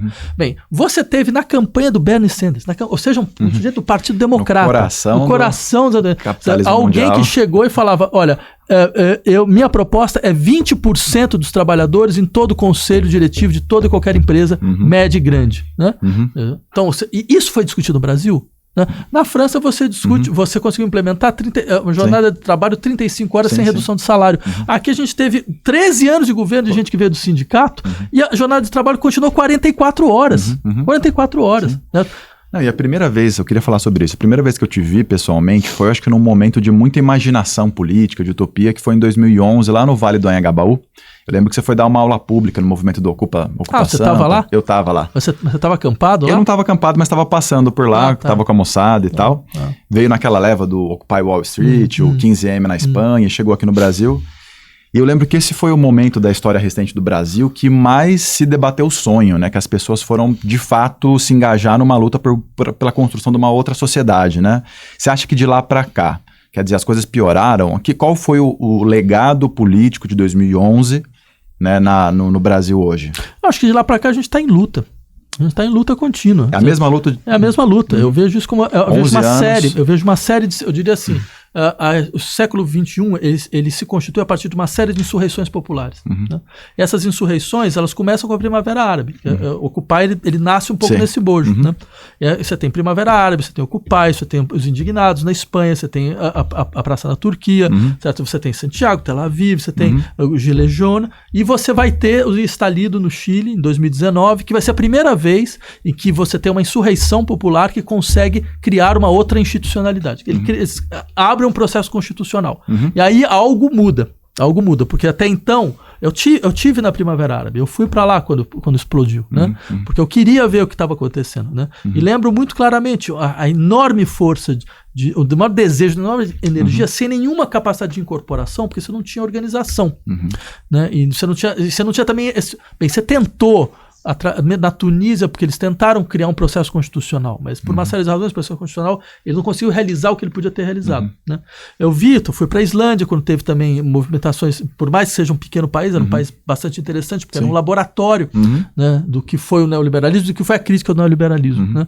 Então, quando eu vi isso no Brasil, eu falei, não, mas isso é o mesmo movimento. Né? É o mesmo movimento. Quem teve em outros lugares percebe. Né? Só que, é claro, esse movimento ele tem sempre uma estrutura cindida. Eu diria, mas isso é natural de todo o processo de insurreição popular. Certo? Marx, em 1848, quando foi analisar a Revolução de 48, qual era a questão dele? Era como é que uma revolução social deu na restauração do Império. Como é que vai dar em Napoleão III? Ou seja, como é que deu, né, no que seria extrema-direita, entendeu? O Bolsonaro. Exatamente. Então, como é que o negócio... Então, não é que você tinha fascista na rua em 2013, né? É que você tem um processo que ou você sabe ganhar a hegemonia, ou você perde para a constituição de uma espécie de sujeito reativo, que foi o que aconteceu. Então, desde então, sempre pensei que... Não, é importante entender o seguinte. Quando você tem uma parte da política que vai para um extremo, você tem que ir para o outro. Porque é quase como um jogo de balança. A Chantal Mouffe fala, né, do populismo de esquerda, né? Sim, eles têm essa ideia, que não seria exatamente a minha. Mas eles têm pelo menos essa percepção importante. Do nós e eles, né? De falar, olha, o que acontece os pactos da democracia liberal não deram conta de realizar o que eles prometiam. Então agora você vai ter uma crítica da democracia liberal. De duas uma, você pode ter uma crítica via autoritarismo, ou você pode ter uma crítica via constituição de uma outra forma de democracia. Democracia direta, ou qualquer coisa. Mas, pensando no momento que a gente vive hoje, você não acha que tem ainda menos clima, né, do que antes de pensar, né, de um novo momento disruptivo? Por exemplo, se a gente debater a Constituinte agora no Brasil, nós vamos perder o que nós temos, que já é insuficiente, que é a Constituição de 88, né? Então, não é a leitura que eu faço. Eu acho que faz parte um pouco dos processos políticos de nos fazerem acreditar que a gente tem muito menos força do que efetivamente a gente tem. Né? Faz parte exatamente desse processo de embotamento, de melancolia social, de fazer duvidar da nossa força. Posso dar um exemplo muito prático. Isso que aconteceu agora. Certo? Eu estava acompanhando a eleição francesa para presidente. Todo mundo falando, não, mas a esquerda foi dizimada, não tem mais esquerda, a esquerda não consegue fazer isso, tá tudo bem. Aí o que acontece? Um sujeito que é um social-democrata honesto, né? Ele consegue ele quase passa para o segundo turno, ele sai, Mélenchon, ele sai com uma legitimidade, ele remonta a esquerda, e a esquerda entra de sola no parlamento, né? Travando o governo. Ou seja, era falso, era simplesmente falso tudo isso. Era simplesmente o resultado da incapacidade de entender a sua própria força. Isso eu diria, é a expressão máxima de uma melancolia social, que aquilo, você começa a ser o pior, eu seria o pior juiz de si mesmo. Aquele que vai sempre dizer, mas eu não vou conseguir, mas não tem a menor condição. Ali. Exatamente, é uma completa autodepreciação absoluta e contínua. A esquerda entrou nesse nível no Brasil. E qual o resultado? Ela vai deixando cada vez mais de ser esquerda, entendeu? Ela vai sendo cada vez mais tímida na sua capacidade mesma de falar, não, mas a gente quer uma ruptura. A ponto dela virar, no final de contas, o partido da ordem. E aí fica muito fácil bater na esquerda. Não, tanto que quem se apropriou do movimento antissistêmico foi o bolsonarismo, né, cara? E que tá aí brigando com o STF, que puta que pariu, a gente ficar defendendo o STF, que defender o STF, né, com todos os problemas. Você percebe onde que ele conseguiu nos colocar? Ele não é burro, politicamente ele não é burro. Estamos na retranca. Exatamente, ele fala, olha, mas você tá vendo tudo isso, toda essa a gente essa tem que preservar agora a estrutura. Exatamente, exato. As eleições desse ano vão ser um termômetro também, né? Ou não? Como que você encara? Em que sentido? De se há, de fato, uma conjuntura para o avanço social massificado, qual vai ser a resposta nas urnas, por exemplo? Não? Olha, eu acho que para isso vai ser necessário efetivamente que a gente fale. Por isso quando eu lancei essa coisa da pré-candidatura, a ideia era começar fazendo um manifesto onde a gente ia colocar tudo aquilo que foi expulso do debate brasileiro. Né? E que, de uma certa maneira, em algum lugar do mundo está sendo discutido ou está sendo implementado. Para mostrar como não é uma questão de... São coisas impossíveis e irreais. Nós estamos bloqueados. Irreal é a nossa realidade. Entendeu? Irreal não é a força da sua imaginação. Irreal é a nossa realidade atual. Né? Que ela é insuportável, inaceitável sob qualquer aspecto. Né? Então, acho se a gente fizer isso, eu realmente acredito nisso. Se a gente fizer isso de uma maneira sistemática, insistir que a gente consegue, que a nossa imaginação nos leva muito mais longe na nossa capacidade de propor, de elaborar, certo? Aí eu acho que a gente pode mostrar para a sociedade que existe uma alternativa e aí a gente pode ver se vai ter um termômetro ou não. Tá. Ó, em tempo, deixa eu recuperar aqui um tema que ficou um pouquinho para trás, mas que eu quero ouvir sua opinião sobre essa coisa do Estado como produtor, né, e formador de cultura e subjetividade. Tem hoje uma experiência, né, que eu tenho acompanhado com certa curiosidade, que é o Estado sul-coreano, que tem utilizado a cultura sul-coreana como um soft power, né? Então o K-pop, o cinema sul-coreano, as comidas sul-coreanas, a moçada, a juventude hoje tá... Esses dias eu vi uma série na Netflix de sopa coreana. E é uma puta série legal, bem produzida. Enfim, e o Estado efetivamente produzindo política para, né, expandir ali, fazer uma disputa por hegemonia na geopolítica. Não sei se você já está acompanhando esse fenômeno. Como que você vê essa questão aí dessa disputa por hegemonia internacional a partir de um financiamento do Estado da cultura? Não, eu acho que esse é um modelo que apareceu já em várias situações históricas globais. Da Coreia do Sul é entre outros. Né? Você tem o Estado norte-americano fez isso no final da Segunda Guerra, né? Quando ele utilizou inclusive a arte de vanguarda, né? Aquela velha história, a CIA patrocinava Clement Greenberg, a CIA patrocinava o expressionismo abstrato. Né?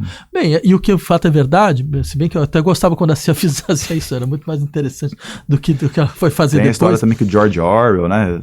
Não sei se é... essa história eu não conheço. Who Paid the Pipe, né? Um livro depois eu vou pegar a referência aqui.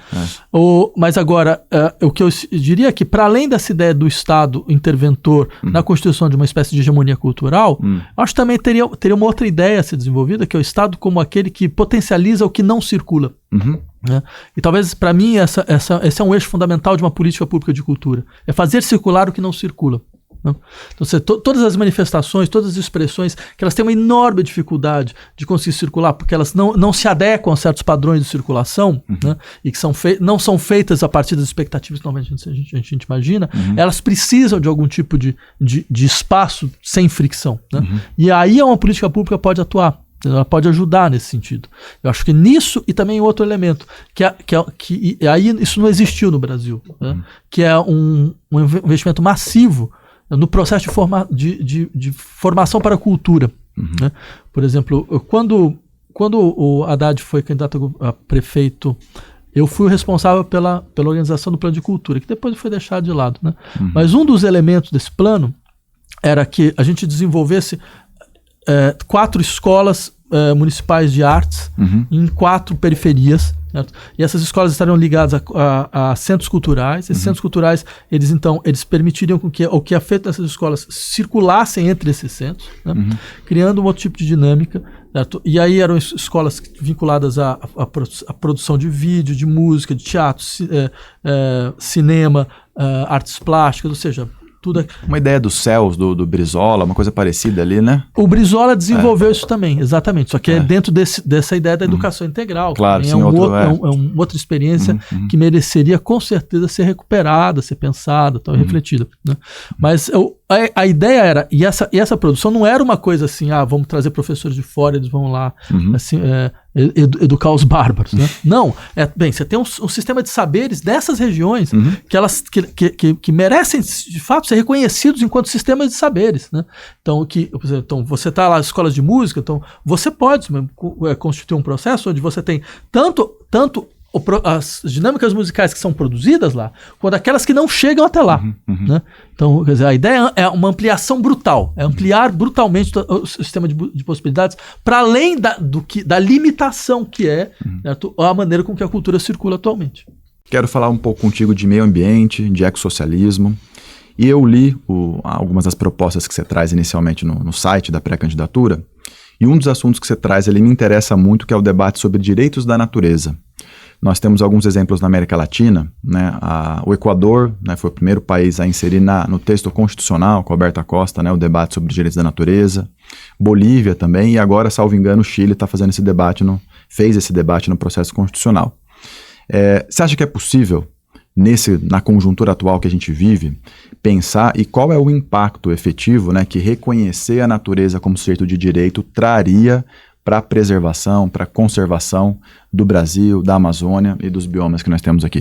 Olha, eu diria que é possível, necessário e urgente, né? E eu fico muito feliz de ter essa discussão, principalmente com você. Acho que a tua candidatura representa uma candidatura fundamental dentro dessa luta ecológica, uma luta tão desprestigiada no Brasil, Sim. tão esquecida e sem nenhuma possibilidade de justificar algo dessa natureza, porque o Brasil é a maior fronteira de devastação ecológica do mundo atualmente. Quer dizer, o mundo como todo, ele vê esse processo eleitoral do Brasil com interesse, porque sabe que essas eleições não vão ter consequências só no Brasil, claro. Tem consequências no mundo inteiro. Isso. É impossível pensar o impacto de aquecimento climático sem pensar o que está sendo feito no Brasil agora. Sem esse grau de devastação ecológica, de devastação da floresta amazônica, por exemplo, que ganhou uma dimensão absolutamente, digamos, assustadora, né? Então eu diria que para começar com essa discussão sobre o direito da natureza, acho que essa é uma invenção jurídica latino-americana absolutamente fundamental. Absolutamente fundamental. A ideia de que a gente não está falando, a natureza não é objeto, a natureza é um sujeito. Sujeito de direitos. Né? E se ela é sujeito de direitos, exatamente. Ela pode... ela tem direito à integridade, claro. Né? Ela tem direito à sua autopreservação, né? E não é mais pensar a natureza simplesmente como espaço de produção, né? Pensar a partir das exigências de produção, né, social, mas pensar a partir de que existe uma espécie de, eu diria, de articulação conjunta, né? Uma espécie de metabolismo, no qual esse metabolismo é um metabolismo entre a sociedade humana e as estruturas da natureza. Né? E esse metabolismo ele faz com que os dois elementos estejam no mesmo patamar. Então não é a sociedade humana vendo a natureza simplesmente como um espaço do qual ela vai se desenvolver, mas vendo o espaço do qual ela negocia. Ela tem que saber como negociar. Até porque se a natureza ela não é respeitada nos seus direitos, a catástrofe acontece pelos dois lados. Claro. Entendeu? A sociedade dos humanos ela fica completamente inviabilizada, como a gente está vendo agora. Entendeu? A gente está vendo, a gente sabe muito bem, se você tem mais 2,5 graus de aquecimento climático, você pode se imaginar o que significa. Os desdobramentos disso. Desdobramentos. Vou dizer, não vou dizer que a vida fica inviabilizada, mas a vida tal como a gente conhece atualmente fica inviabilizada. Né? Na prática, o que a gente vê é a indústria e o agronegócio, que é a indústria no campo, se apropriando da natureza, né? Da água, do solo, do ar. Né? Então, para dar o exemplo da água, que eu acho que é o mais didático, né? 90% da água no Brasil é utilizada ou para o agronegócio ou para a indústria. Eles se apropriam de um patrimônio coletivo, que é um sujeito de direitos, que tem consequências mundiais, e socializam o passivo gerado, socializam as chamadas externalidades. E a gente naturalizou isso, né, Safatli? Claro. Não, e esse é um dado interessante, essa questão da água. Quer dizer, o que você tem como resposta? Você começa a culpabilizar o usuário. Os indivíduos, fecha a torneira. Vai lá, exatamente, você está deixando a torneira aberta, você vai acabar com... Você vai produzir o aquecimento climático. Sendo que, na verdade, você tem... Essa é uma ideia, eu acho muito interessante, de um sueco chamado Andreas Malm, né?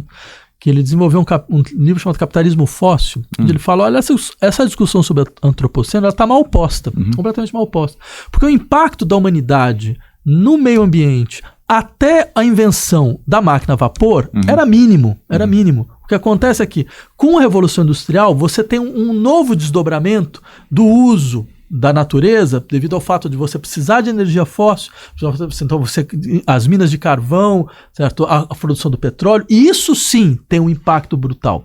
Então por isso ele fala, não se trata de falar do antropoceno, o ser humano pode viver dentro da Terra sem maiores problemas. É uma questão de espécie, né? Trata-se de falar do impacto do capitaloceno, exatamente.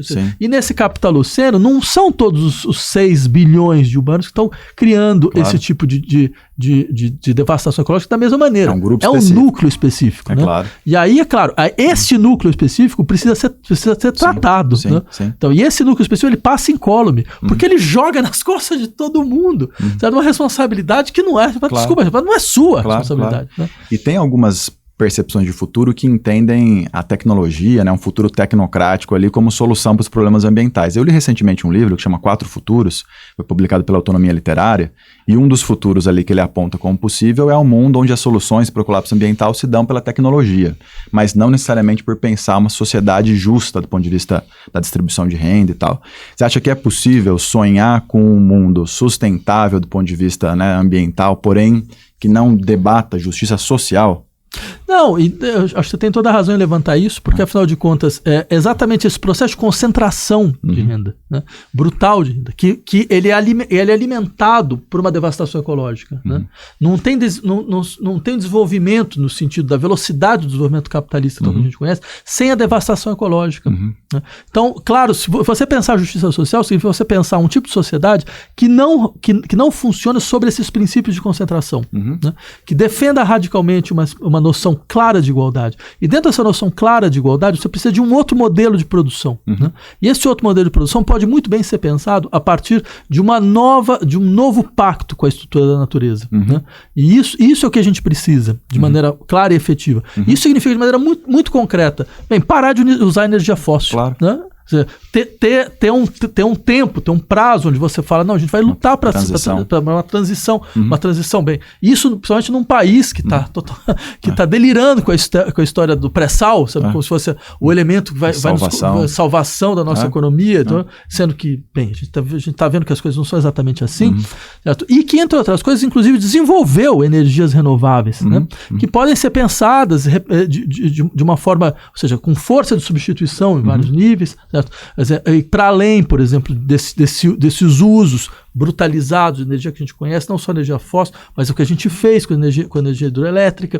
Certo? Então, tudo isso eu insistiria, é possível colocar isso na pauta, é possível mobilizar a sociedade, ainda mais agora que as pessoas estão vendo que isso é muito concreto. Sabe o que isso significa? Significa que você vai ter que se acostumar com chuva ácida em São Paulo, entendeu? Que você vai ter o que teve há 2 anos atrás, quando a gente viu que o céu fechou às 3 da tarde, certo? Você começou a cair uma chuva preta, então você vai ter isso periodicamente. Né?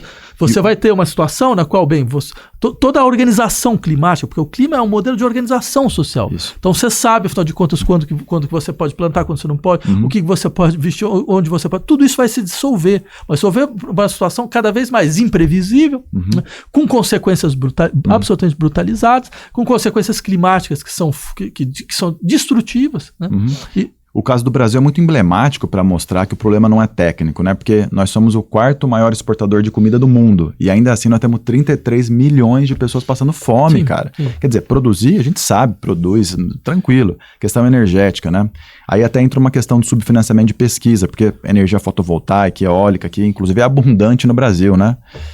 Você não tem, né, investimento em pesquisa e desenvolvimento, todos os equipamentos são importados, muita coisa vem da China, você não tem uma indústria nacional que produz, né, aquilo que poderia ajudar o Brasil a ser soberano energeticamente.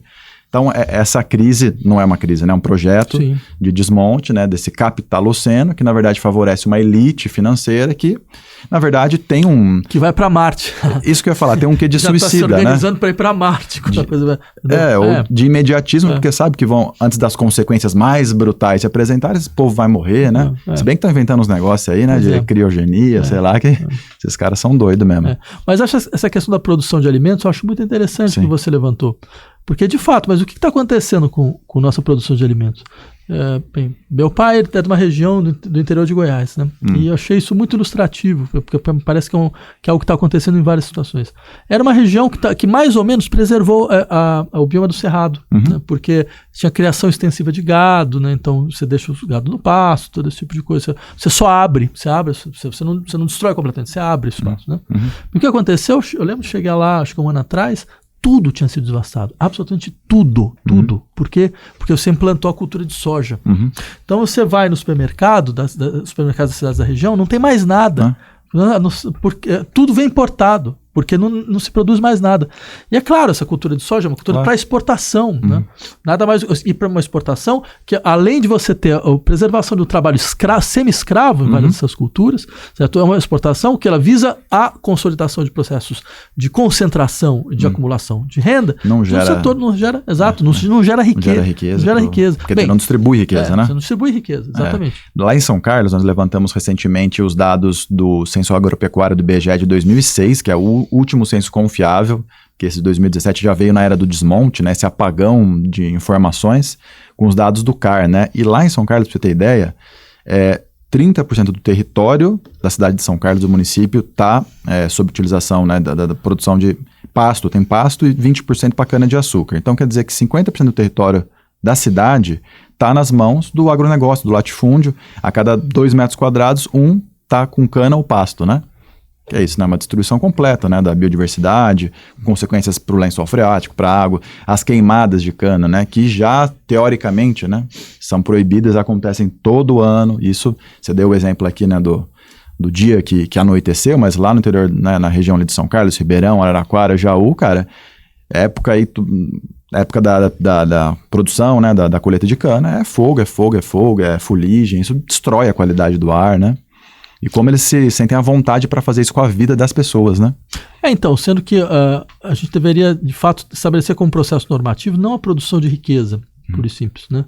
Mas a preservação de uma das condições fundamentais de vida. Né? Porque essa produção de riqueza, a gente sabe muito bem o que acontece, para onde vai. E mais do que isso, mesmo se você tivesse uma sociedade que se organiza sobre a produção de riqueza, ela se organiza por quanto tempo? Né? E de que forma? Entendeu? Então, acho assim, estabelecer...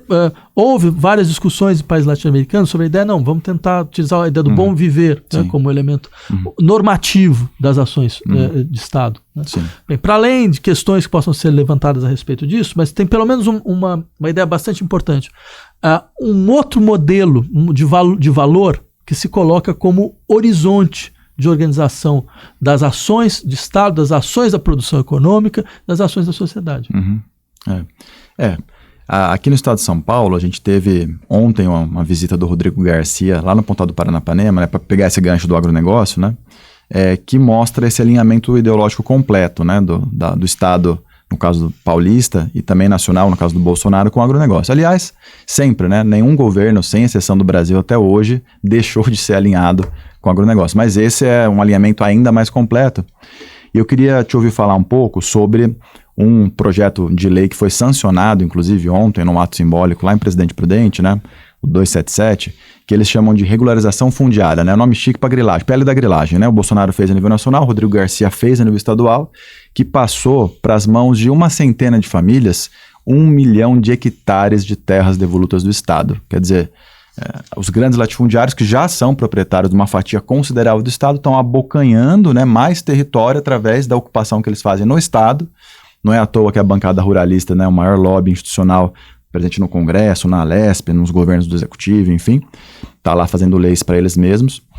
E no ano passado, retrasado, não me lembro agora, ficou emblemática a frase da boiada passando na reunião ministerial, né? Eu estou muito preocupado com esse apagar das luzes de 2022, né? Mesmo com a nossa vitória aí, na vitória do campo progressista da esquerda a nível federal, estadual, pela primeira vez a gente pode ter um governo não tucano nos últimos 30 anos, isso de fato é um diferencial importante. Como que a gente vai evitar que nesse apagar das luzes a boiada passe e o pessoal se aproprie de ainda mais território e inviabilize, né, algumas das lutas de disputa por terra, de agroecologia, de reforma agrária no estado de São Paulo e no Brasil todo? Sim, essa tua lembrança é muito boa, porque essa PL é uma aberração completa. Uma aberração completa. Veja, as terras devolutas poderiam ser utilizadas para reforma agrária, para pluralização das pessoas na terra, certo? Ou seja, até que é uma maneira, entre outras coisas, de quebrar fluxos migratórios, né? Ou seja, de fazer com que você tenha um outro tipo de presença humana no interior da terra. E ao contrário do que você faz, você não só entrega terras para quem já tem, né? Ou seja, para quem já é responsável pelo processo de acumulação dentro de posse da terra, mas, bem, a terra brasileira ela é fruto de um processo de roubo. Pura e simplesmente.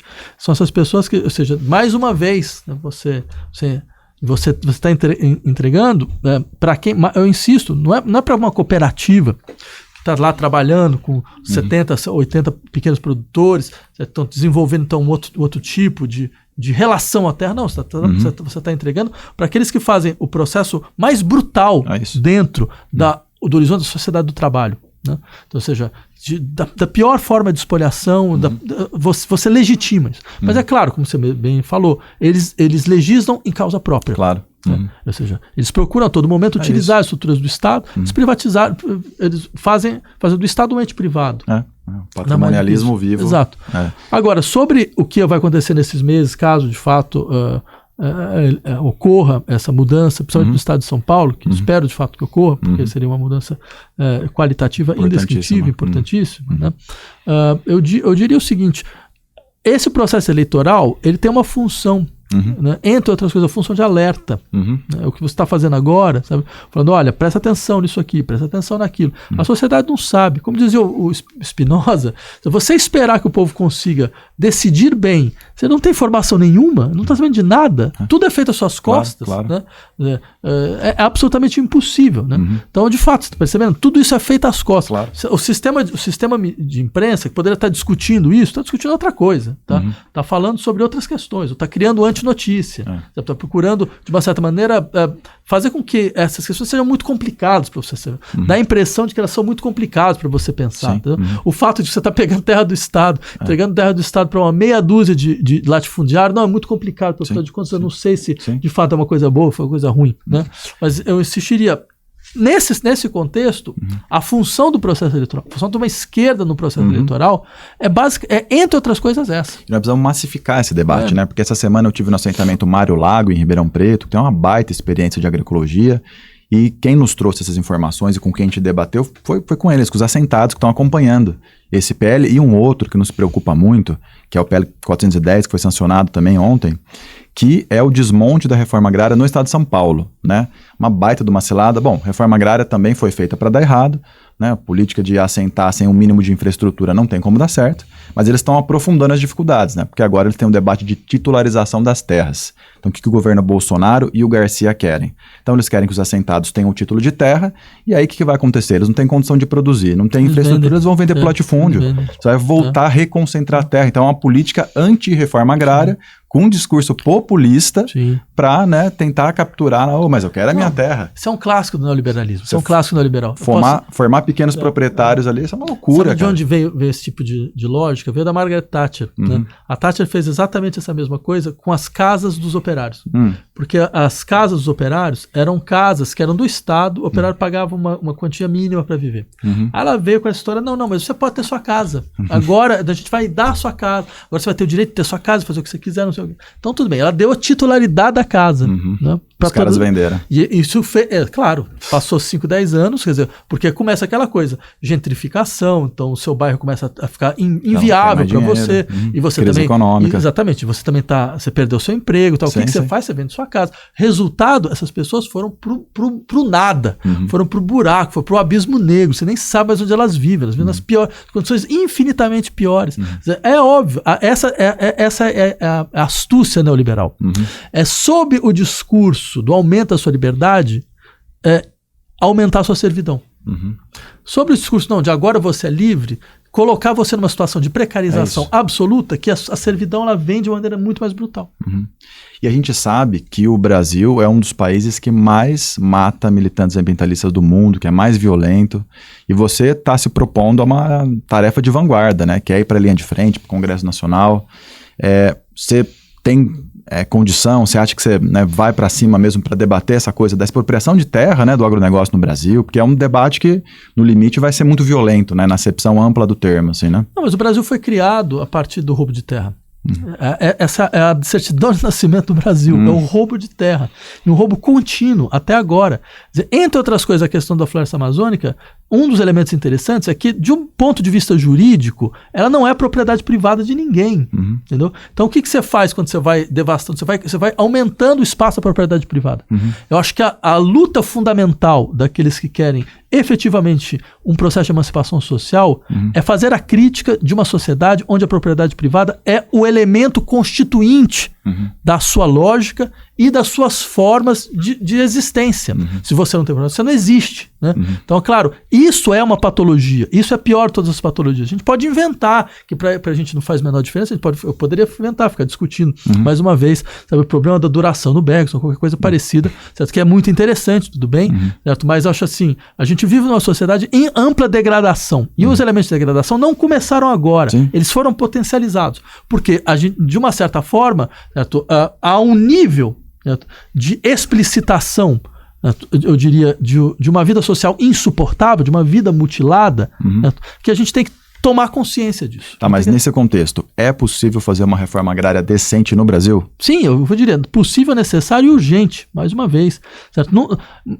O que parece impossível agora, certo, é simplesmente resultado do fato de que pra gente...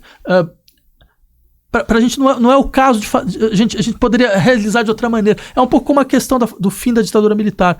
Era impossível botar torturadores na cadeia. Não, porque a gente tem uma outra solução, uma solução com menos custo, uma solução menos onerosa, com menos conflito. O Brasil tem um medo estrutural de conflito, certo? E acho que é importante chegar num momento e falar, não, a gente vai partir para um aumento de conflito. Mas agora, não é mas é um conflito absolutamente necessário para que o Brasil consiga se livrar do lugar de ser o país da repetição contínua, de uma espécie de repetição histórica, uma compulsão de repetição inacreditável. A gente está discutindo essas questões até hoje, certo? Mas de uma maneira como se nada tivesse acontecido, né?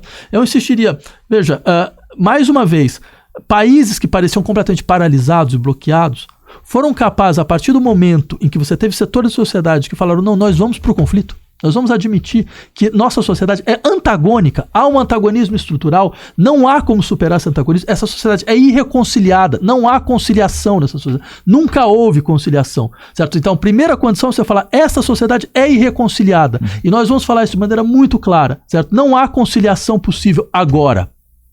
Enquanto você não for capaz, então, de fato, de falar, bem, não há conciliação, porque as pessoas, porque a natureza, ela está sendo absolutamente destruída, os processos de espoliação são insuportáveis, certo? As condições mesmo de violência social vinculada à história colonial do país nunca foi superada. Bem, o Estado brasileiro é um Estado predador para os setores fundamentais da população, não é um Estado protetor, é um Estado que é baseado no desaparecimento, no extermínio, certo? E no encarceramento. No estado, ou seja, a gente é a terceira maior população encarcerada no mundo, mais ou menos 800 mil pessoas encarceradas, e dessas 800 mil pessoas encarceradas vai ver quem está e por quê, em que condição. Né? Então, ou seja, tudo... 200 mil por portar pequenas quantidades de drogas, jovens. Exatamente. Sendo que você podia simplesmente anular de uma vez por todas essa loucura. Barbárie. Né? Que é você criar uma política de guerra contra as drogas, onde sempre se perde, todo mundo sempre perde, porque ela foi feita para ser perdida. Todo mundo perde. Exatamente. A não ser o narcotráfico, que inclusive tem raízes no Estado. Exatamente, que ganha. Aí ganha de maneira astronômica. Pois é, e aí mantém esse moralismo do não podemos. Exatamente. Todos os países que conseguiram pensar isso de outra forma, mostraram que era possível uma outra saída. Perfeito. Né? Então, eu diria... Você apoia a legalização da cannabis? Sim. Não, apoia a legalização das drogas. Das drogas em geral. Ponto. Exatamente. Ótimo. Exatamente. E sem ambiguidade. Por uma série de razões. A primeira delas é que eu acho efetivamente que o Estado não pode legislar. sobre isso, certo? Acho que isso não é uma questão de legislação do Estado. A segunda, isso alimentou um processo de criminalização que se mostrou absolutamente irredutível. Fazem décadas que essa questão da guerra às drogas, desde o governo Nixon, sabe, que esse sistema está circulando, e o resultado é nulo, é zero. Então não é possível que uma sociedade que vê que 50 anos ela está tentando um negócio, não dá certo, ela continua ainda de maneira cada vez pior, né? Além disso, eu ainda diria, você consegue muito bem viver com drogas. Qual que é a questão? Né? Que loucura é essa? Certo? Quer dizer, as sociedades sempre viveram de uma maneira ou de outra, certo? Isso nunca foi uma questão social, certo? Porque isso destrói as famílias. Destrói as famílias não são as drogas que destrói a família. O que destrói a família é a família, né? A família, de fato, você tem problemas estruturais dentro da família. Então talvez você não é as drogas, é o fato de talvez você não ser capaz de ouvir a singularidade dos seus filhos e filhas, de você não ouvir o que está diante da relação deles com seus corpos. E o contexto econômico da pobreza, da miséria, isso destrói a família. Exatamente, isso destrói. Entendeu? Então é claro, o sujeito vai procurar um tipo de paraíso paralelo, né? Nem que seja. Uma outra proposta que eu li no teu site, né, é sobre o Estado plurinacional. O Brasil tem mais de 300 etnias, povos indígenas que habitam vários territórios, de norte a sul, de leste a oeste, em que pese, né, uma diferença considerável em países como, por exemplo, Bolívia, Equador, que tem uma presença indígena muito mais massiva. De fato, nós temos um Estado plurinacional não reconhecido no nosso país. E você fala sobre isso, né? Eu queria que você me dissesse a viabilidade, né? Bom, nesse governo certamente não, né? O Bolsonaro elegeu os indígenas como inimigos prioritários, né? Então, mas num eventual governo Lula, é possível pensar de fato uma mudança tão profunda que é um reconhecimento de um Estado plurinacional no Brasil? O que isso muda para a vida dos povos indígenas? Muda tudo. Acho que muda tudo. E acho que essa é uma das maiores invenções jurídicas que a América Latina já fez. Eu acho que é uma invenção jurídica tão fundamental que acho muito provável que ela vai ser cada vez mais discutida, debatida e aplicada, para além, inclusive, do contexto latino-americano. Isso mostra, acho, uma capacidade de invenção da inteligência latino-americana louvável. A gente conseguiu achar uma forma de sair do Estado-nação. Entendeu? Você tem toda uma tradição política que falava, não, mas o Estado-nação ele é um problema. Bem, a experiência que começa na Bolívia, né, ela mostra uma outra saída. Fala, não, a gente vai superar o Estado-nação, mas não voltando a estruturas comunitárias, certo? Que são localizadas e destacadas uma das outras, como sempre era o fantasma. Não, a gente volta para o comunitarismo. Não, a gente vai criar um Estado ainda mais inclusivo. Né? Na verdade, um Estado efetivamente inclusivo, pela primeira vez. Né? E essa inclusão não significa entender a igualdade como uma sujeição de todos ao mesmo princípio legal, né? Como é um elemento que vem do século XIX. Então a mesma lei para todos. Eles vão assistir, não, mas isso parece ser uma igualdade, mas não é. Né? A gente quer uma igualdade real. A igualdade real parte do princípio de que esses países eles foram instaurados a partir de uma extrema experiência de violência. Essa violência melancoliza setores fundamentais da população, porque ela continua. Porque o sujeito que foi desterritorializado, você tirou um dos elementos fundamentais da ideia de liberdade, é o que os gregos chamavam de autoctonia. Para os gregos a liberdade era autoctonia, autonomia e autarqueia. Autoctonia significa, bem, ter uma relação à terra, tem uma relação ao espaço, tem uma relação a uma construção do espaço. Então o que você precisa fazer para um processo de emancipação social efetiva? É recuperar essa ideia de que não, este espaço não é um espaço do qual eu estou exilado. Porque a população indígena, ela percebe que ela está exilada a todo momento. Ela está exilada a todo momento do espaço. É uma experiência fundamental do colonialismo. Fanon descreveu isso muito bem, quando ele falava, bem, o colono é aquele que vai dizer a todo momento, você está no lugar errado. E o Bolsonaro tem um discurso populista do integracionismo com os povos indígenas, que é outra cilada. Ele está falando da reforma agrária, não, tem que integrar os indígenas na sociedade, né? Ou seja, transformar eles em sujeito econômico. Aquela coisa, não, mas você pode também ser sócio que vai te destruir. Vai te destruir, exatamente. Né? Então eu insistiria, mas isso é uma questão interessante, porque quando você fala do Estado plurinacional, você está falando, é possível uma sociedade que tenha múltiplas formas de produção, múltiplas estruturas legais, certo? Múltiplas formas de ocupação da terra. Né? É claro, isto produz uma tensão interna. Claro. Um exemplo da tensão que está acontecendo no Chile agora, é a Araucânia, que é uma região de indústria madeireira, né? Mas é uma região também mapuche. Né? Os mapuches entraram em conflito com a indústria madeireira, em conflito armado contra a indústria madeireira, o que fez com que o Estado tivesse a ideia estúpida de decretar estado de emergência, né? Que é uma coisa absolutamente terrível, porque mostra como até a esquerda não é capaz de lidar com conflitos sociais. Né? Mas é simplesmente para dizer, é claro que isso vai acontecer, e claro que isso acontece, porque você entra em conflito com o antagonismo. Os mapuches dizem, mas eu não quero esse modo de produção aqui. Os madeireiros falam, mas essa é a segunda economia, economia de exportação do país. Como é que a gente faz? Bem, isto, eu diria, essa tensão, no entanto, ela é criativa. Ela vai poder criar um outro tipo de sociedade. Um tipo de sociedade, então, que não vai simplesmente, eu diria, massacrar mais uma vez todos esses setores, que ela continuamente massacra como se eles fossem atrasados, arcaicos, certo? Que eles querem voltar para trás. Né? Mas esse conflito, a depender da correlação de forças, pode ter um desfecho trágico também, né? Pode ter um desfecho trágico também. Porque hoje a Constituição de 88, bem ou mal, é a primeira a reconhecer, né, os territórios indígenas e está na nossa Carta Magna, né? E se esse conflito levar a uma constituinte regressiva, por exemplo, né? Que a gente deixa, né, de reconhecer. Aliás, para fazer isso, um Estado plurinacional, nós precisaríamos de uma constituinte ou uma proposta de emenda a essa Constituição? Uma proposta de emenda constitucional permite isso. Permite isso. Porque eu não sei se você está em cláusula pétrea a estrutura do Estado-nação, mas acho muito pouco provável. Muito pouco provável. E mesmo se for, bem, o que eu acho que é importante é impor esse debate. Claro. Impor esse debate, insistir e fazer com que esse debate circule em todos os espaços, circule na imprensa, circule na universidade. E mais, inclusive, é uma maneira que o Brasil tem de reconhecer, porque ele tem uma relação absolutamente estranha com a América Latina, como se fosse um espaço de não saber absoluto. Né? E a gente vê isso muito bem nas universidades, como há um desconhecimento do que se faz em sociedades que são absolutamente, estruturalmente idênticas às nossas. E nós precisamos recuperar e reconstituir exemplos, por exemplo, como da Aliança dos Povos da Floresta, nos anos 80, com Chico Mendes e outros ativistas e militantes que conseguiram fazer uma unificação entre os povos originários, o pessoal os seringueiros, os caiçaras, os ribeirinhos, enfim, né? Como que a gente entende? Porque os povos indígenas, a população indígena no Brasil hoje, do ponto de vista demográfico, não é tão representativo como em outros países, como eu disse, né? Agora, os dados que eu vi são 800 mil indígenas. Né? Precisamos de uma grande aliança, né? Entre ambientalistas, né? Pessoas que defendem, né, a natureza, acadêmicos, intelectuais, professores, enfim, a classe trabalhadora, né? Entender que embora também diria, mesmo esse número é um número a ser pensado, porque, veja que coisa interessante, no censo, um censo acho que dos anos 90, esse número dava 400 mil, uma coisa assim. E de repente apareceram novos indígenas. Né? Por que apareceram? Porque as pessoas se reconheceram enquanto tal. E por que elas não se reconheciam? Porque eles tinham vergonha. Porque era um elemento social de sujeição, você está percebendo? Você se reconhecer em um setor que é um setor subalterno, que é um setor marcado pela desconsideração social contínua. Né? Então eu diria, primeiro, tem esse elemento.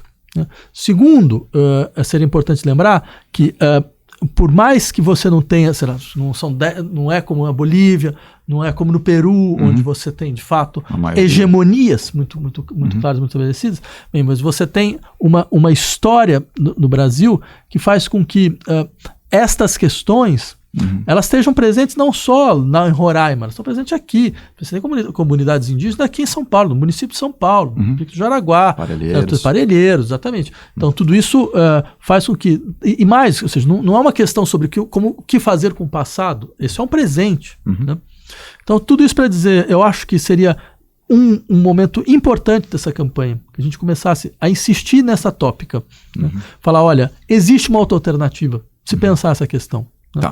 E uma alternativa que muda qualitativamente o Estado, muda qualitativamente a sociedade como um todo. Porque ela começa a reconhecer, primeiro ela reconhece a sua violência, isso é um dado importante, porque afinal de contas ela entende que a sua universalidade não foi universal até agora, então ela reconhece que ela foi uma marca de violência, de exclusão, ela reconhece a sua violência e ela também reconhece a sua capacidade de construir, de projetar futuros e ver também nas comunidades indígenas não um sujeito do passado, mas um construtor de futuros. Né? Quer dizer, ou seja, alguém que é capaz de, a partir da sua própria história, a partir da violência que ele foi submetido, certo? De projetar uma outra forma de futuro. Perfeito. Falando em alternativas e mudanças qualitativas, eu vi que você propõe, né, um conselho do teu mandato, teu futuro mandato, que nós vamos lutar para que aconteça, pensa no novo modelo de gestão política, novos modelos de representação. A gente também está com uma proposta na nossa pré-candidatura, né, do mandato popular coletivo. Esses novos modelos têm sido experimentados em várias formas no Brasil, né, na história recente, com avanços e retrocessos, erros e acertos. E eu acho que estamos conseguindo chegar a modelos melhores, né, do que aqueles modelos centralizadores, personalistas. Como você pensa, né, um mandato dirigido por um conselho, onde há uma dinâmica de representação de grupo, uma interlocução com a base social, que realmente faça, né, aquilo que todo parlamentar deveria fazer, que é representar coletivamente uma fatia da sociedade. Sim, essa é um pouco a ideia que originou a pré-candidatura, né, que foi, a primeira coisa que a gente fez foi montar um conselho de mais ou menos 50 pessoas, onde você tinha professores, ativistas, artistas, profissionais do livro, profissionais de cultura, certo? Entre vários outros, né, que funcionavam, que tinham um elemento em comum, que era compreender exatamente essa atrofia do debate nacional, a atrofia da imaginação política. Né? E era um conselho que não era consultivo, era um conselho diretivo, tanto que o manifesto foi obra do conselho. Né? Quer dizer, foi resultado disso, foi uma escrita coletiva. Né? Inclusive a gente pediu vários elementos, quer dizer, você mesmo fez contribuições importantes e fundamentais, que a gente agradece bastante, sobre o tópico da ecologia. Né? E a ideia era que esse conselho ele continuasse dentro do mandato. Então, ou seja, ele não é, mais uma vez, não é só um conselho consultivo, é um conselho que indica, que coloca a questão, que traz as questões, né? E no qual você debate, né, os problemas. Né? Eu acho que isso é importante quando você bem levantou, que é para eliminar esse maldito personalismo da ideia de representação. Bem, eu tenho milhões de críticas à noção de representação em política, né? Já escrevi sobre isso, mas dadas as circunstâncias, eu acho que até para mudar esse processo você tem que operar um pouco por aí, né? Até porque o Brasil, os movimentos sociais brasileiros, eles não são descolados do processo político partidário. Né? Todos os grandes movimentos sociais acabaram muito colados. Isso mostra um pouco do institucionalismo brasileiro, que é uma sociedade hiperinstitucionalizada, não o contrário. Né? Então, dado isso, por isso que me parecia que fazia sentido tentar operar dessa maneira dentro do Poder Legislativo, né? Tendo em vista, inclusive, uma transformação qualitativa dessa ideia de representação. E talvez um passo seja um pouco esse, ou seja, transformando esse mandato em coisas cada vez menos personalistas. Né? E acho que até dentro do processo de campanha também isso é possível. Por isso que eu lembro o pessoal em campanha falava, mas conta lá a sua história, faz isso, faz aquilo. Eu falei, não, gente, pelo amor de Deus, assim, já basta, né? Essa construção publicitária de personagem, essas figuras que você fala que saíram de um book, né? Você não tem um book de moda, também é um book de política, né? Eu falei, não, isso não. Até para mostrar que não. Pô, tem que tirar foto lá, tomando café da manhã, mostrando sua tapioca. Imagina se eu tentar mostrar minha filha, ela me dá um tiro na cabeça. Fazendo exercício na academia. Não, é impossível. Você faz exercício físico? Na academia? Não, qualquer exercício físico. Teve um safátli que fez isso, acho que faz uns 150 anos, mas já faz... Pô, mas você tá em forma assim, cara? Então você come pouco. Mais ou menos.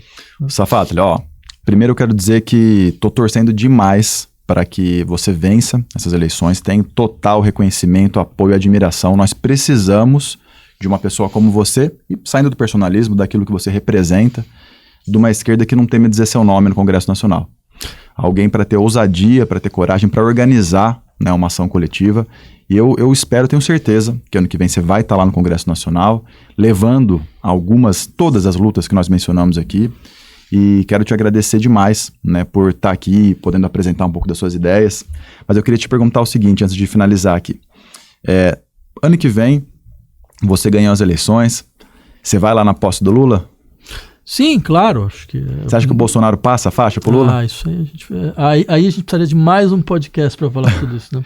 Mas de toda forma eu queria simplesmente aproveitar também esse final e dizer algo muito parecido. Eu espero muito também que você seja eleito, certo? Que você esteja lá na Assembleia Legislativa. Acho que as questões que você representa, a pauta que você representa, ela é uma pauta absolutamente central e urgente nesse nosso momento. E eu acho que alguém que tem mais do que isso, tem a experiência concreta, a vivência que você tem, sabe? E a paixão que você tem por essas questões é uma garantia, né, de que de fato você entra para lutar, né, não entra para compor. Né? E acho que a Assembleia Legislativa ela precisa, né, de uma bancada, o Estado de São Paulo precisa de uma bancada que tenha consciência ecológica como que você está propondo, e vou também torcer e ajudar em tudo que for possível. Perfeito. Última pergunta. Na hipótese de você encontrar o Bolsonaro aí num corredor e ter a chance de falar alguma coisa para ele, o que você falaria para ele? Vá! Boa. Pessoal, muito obrigado. Quero agradecer aqui a presença do Vladimir Safatli, nosso futuro deputado federal pelo PSOL aqui em São Paulo. Prazerzaço conversar contigo. Esse episódio vai estar disponível aí no Spotify, YouTube. Deixa seu comentário, sua pergunta, que depois eu encaminho para o Safatli. Entra no site lá do Safatli, entra no nosso site também. E um podcast em busca de soluções socioambientais para São Paulo, Muda SP. Valeu, galera!